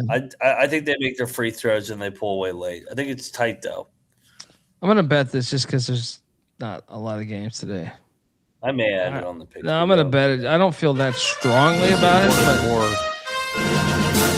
But you feel really strong about this one? Who, me? What were you going to say? This is one of the more what? Crowded windows of the day. Oh, yeah. No, but for me, I'm out on a lot of these games because I have futures. This is when I don't have a future on either of these teams, so I want action. So gotcha. I'm on these great St. Bernards there. Yeah, no, I got a position on the Saints. We're riding. All right. Next up, William and Mary taking on Hofstra. What is this line currently? Hofstra's laying 4.5. This is a dangerous game for Hofstra, in my opinion. Mm-hmm. Stylistically, I think it's a dangerous game. But why does Vegas love Hofstra so much? That gives me hesitation. It gives me hesitation because my first thought would be take William and Mary. But the fact they put them as the odds-on favorite to win the conference was a bit shocking considering they're the 3 seed. I'm still taking William and Mary. I think they're a bad matchup for Hofstra. Yeah, I'll lock Bill and Mary. Bieniek? I don't trust Speedy in the postseason. I'll take the Tribe over the Pride. We should bet this, right? Yeah. The only hesitation is how much Vegas loves Hofstra. Double lock, Bill and Mary. Bieniek? No lock. All right. Next up, we have the Dons taking on Oregon State. Dons laying 4. Stop it. Tinkle. I do have a future on Tinkle, but I'll back it. Dons look really good today, but I'm tinkling all over them right here. Mac. Fade. Yes, money line. Fade that spot. Let's go. Yeah. Yep. Tink. Win for big Tink. Let's go. Bieniek? Yeah, the Cocktail Napkins got this as a pick 'em, so I'll lock up the Beavers with you guys.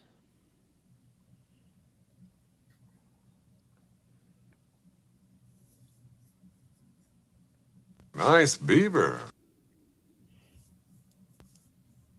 Welcome to the party, pal. Come on, Tink. You got this.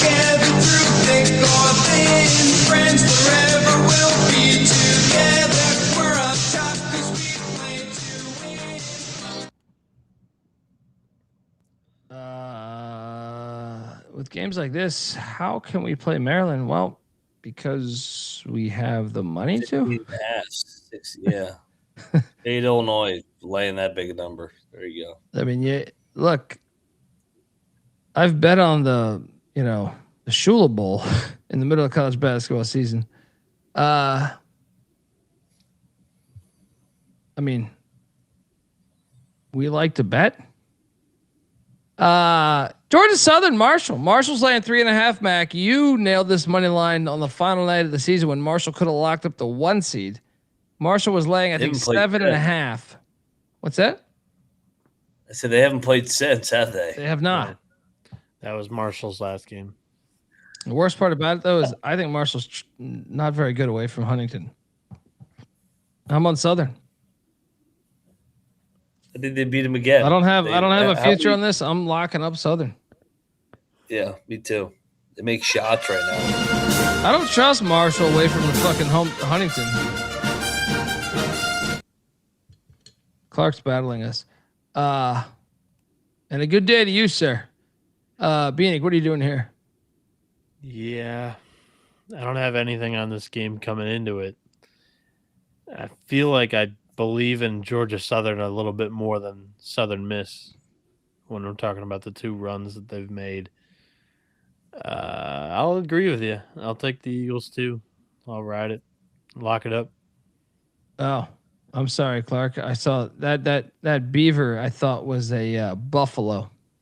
I stand corrected. Clark is locking Southern with us, and Clark went to Marshall. So, yeah, quadruple lock on Georgia Southern. Welcome to the party, pal. Friends through eternity, loyalty, Go. honesty, Fly, we'll Eagles, stay fly. together through thick or thin. Friends forever. All right, I do have a future involved with this one, man. I have North Dakota State's future. North Dakota State's laying 9.5 in Sioux Falls. Taking on North Dakota. They did play a couple times this year, as you can imagine. Last time they played, North Dakota State won by 33. Fucking killed them both times. I think we should. By the way, when we talked about this game in the game balls section, North Dakota St. Thomas, we didn't talk about the box score because the Hawks kind of got outplayed box score wise. North Dakota had one offensive rebound, 25 total. The Tommies had 14 offensive boards and 39 total rebounds in that one. I'm on NDSU laying 9.5. They're gonna drill them. I know it's hard to beat them 3 times. I'm still doing it. I'm still doing it. I have a future in North Dakota State too. I don't care. Double up. More money to be made. Huh? They run out of gas here. I'm with you.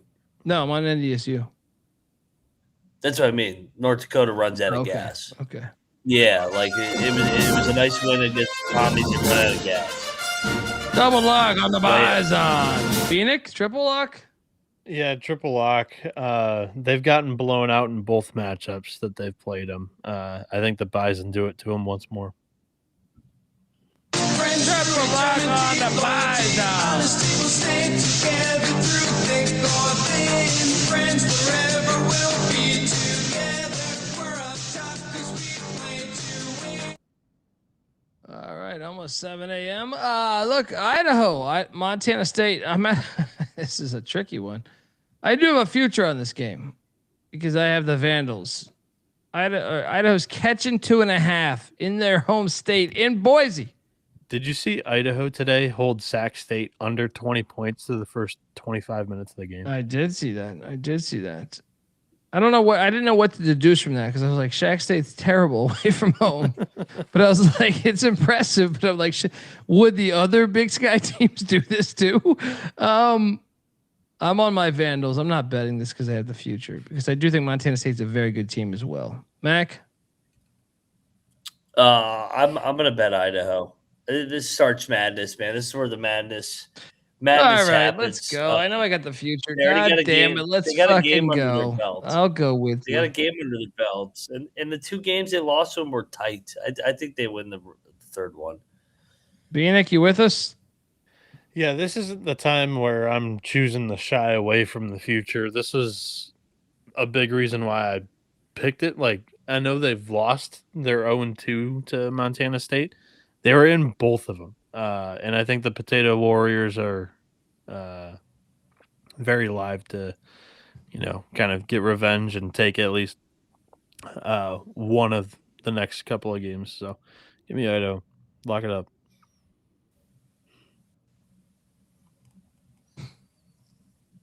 I missed the end of that because the internet or this place, this provider knocked us out. Idaho lock. All good. Okay. Welcome to the party, pal. Triple lock on the Vandals. Let's go. We'll stay together through thick or thin. Friends forever will be together. All right, here we go. Pacific and Santa Clara are doing battle. Santa Clara is laying 10.5. I will not take that. Give me Pacific plus 10.5. Lock. I have a future on Santa Clara. This is a ridiculous thing. Mac? Will probably force myself to bet it later in the day. I'll just lay the points of Santa Clara. Bieniek? I'll lay it with the Broncos too. Do we have another game? What was the other game? I think that's it. No, I think that's it. Yeah. Oh, I had the same slide twice. Fantastic. All right. Top plays of the night.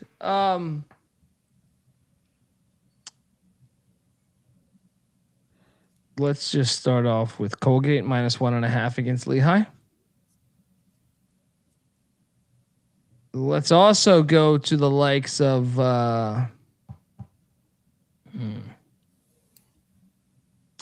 I'm going to take New Orleans minus 4.5 against Houston Christian as one of them.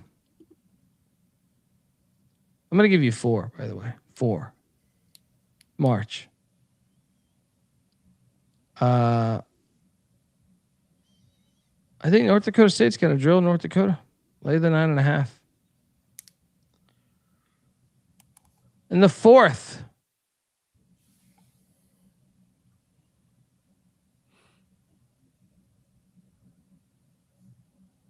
Winthrop's covering that number against High Point. Ooh, but the Boston one. Yeah, let's stick with Winthrop. The dog to win outright. What did we give away? I know we got ECU. Love Nebraska laying the points, but they're not a dog. UNC Greensboro is going to beat Furman tomorrow. And I have a future on Furman. But give me Greensboro. I think they're live. I think they're live. Sparty, live. Mac, fire. I had that one circled. I will take Colgate over Lehigh. Give me Boston in the points against Navy. Give me Greensboro in the points against Furman. And then the dog, let's go early in the morning. We're going to go with, they were plus 450 in the futures market. Now they're plus 220. Give me Winthrop to win the Big South over High Point. Bieniek, fire. All right, we're going to lay the 9.5 with Michigan against Michigan State there. Multiple reasons. I talked about them earlier, but I think that Dusty built this roster to compete with Michigan State, match them, and be better than them on the glass. I like that Izzo gave Michigan a little bit of bulletin board material. I think they get it done by double digits again in that matchup. Then I'll go Tulsa minus 11.5 against Temple. East Carolina plus 10.5. Thank against you. UAB. See what you're doing there. The Blazers are 1-6 straight up at home this year. Like, Pirates compete there. I see what you're doing there too. I like that. Good job. Good job. And then I'll go Tulane plus 1.5 against Memphis. Ron Hunter is 5-5 straight up against Penny. And then the Dogs, Western Carolina, plus 130 on the money line there against ETSU. There we go. Folks, give Noah a follow on Twitter at NoahB77_. Check out the college baseball experience. Shout out to Nick's BK giving us $25. Thank you, man. Appreciate your kindness, man. YouTube.com/the college experience. McIntyre is on Twitter at Moneyline_Mac. He will be live at Arch Madness, providing he gets there. Providing he has enough gas. Gas up before you leave, bro. All right. I'm just gonna tell you that right now. When you leave, drink coffee up. Gas up, all right?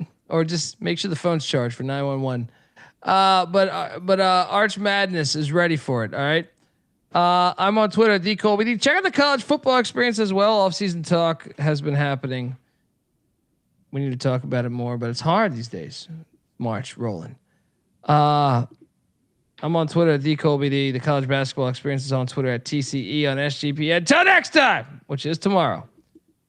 you better start thinking about yours. And remember that I know the human being and fish can coexist peacefully. there we are.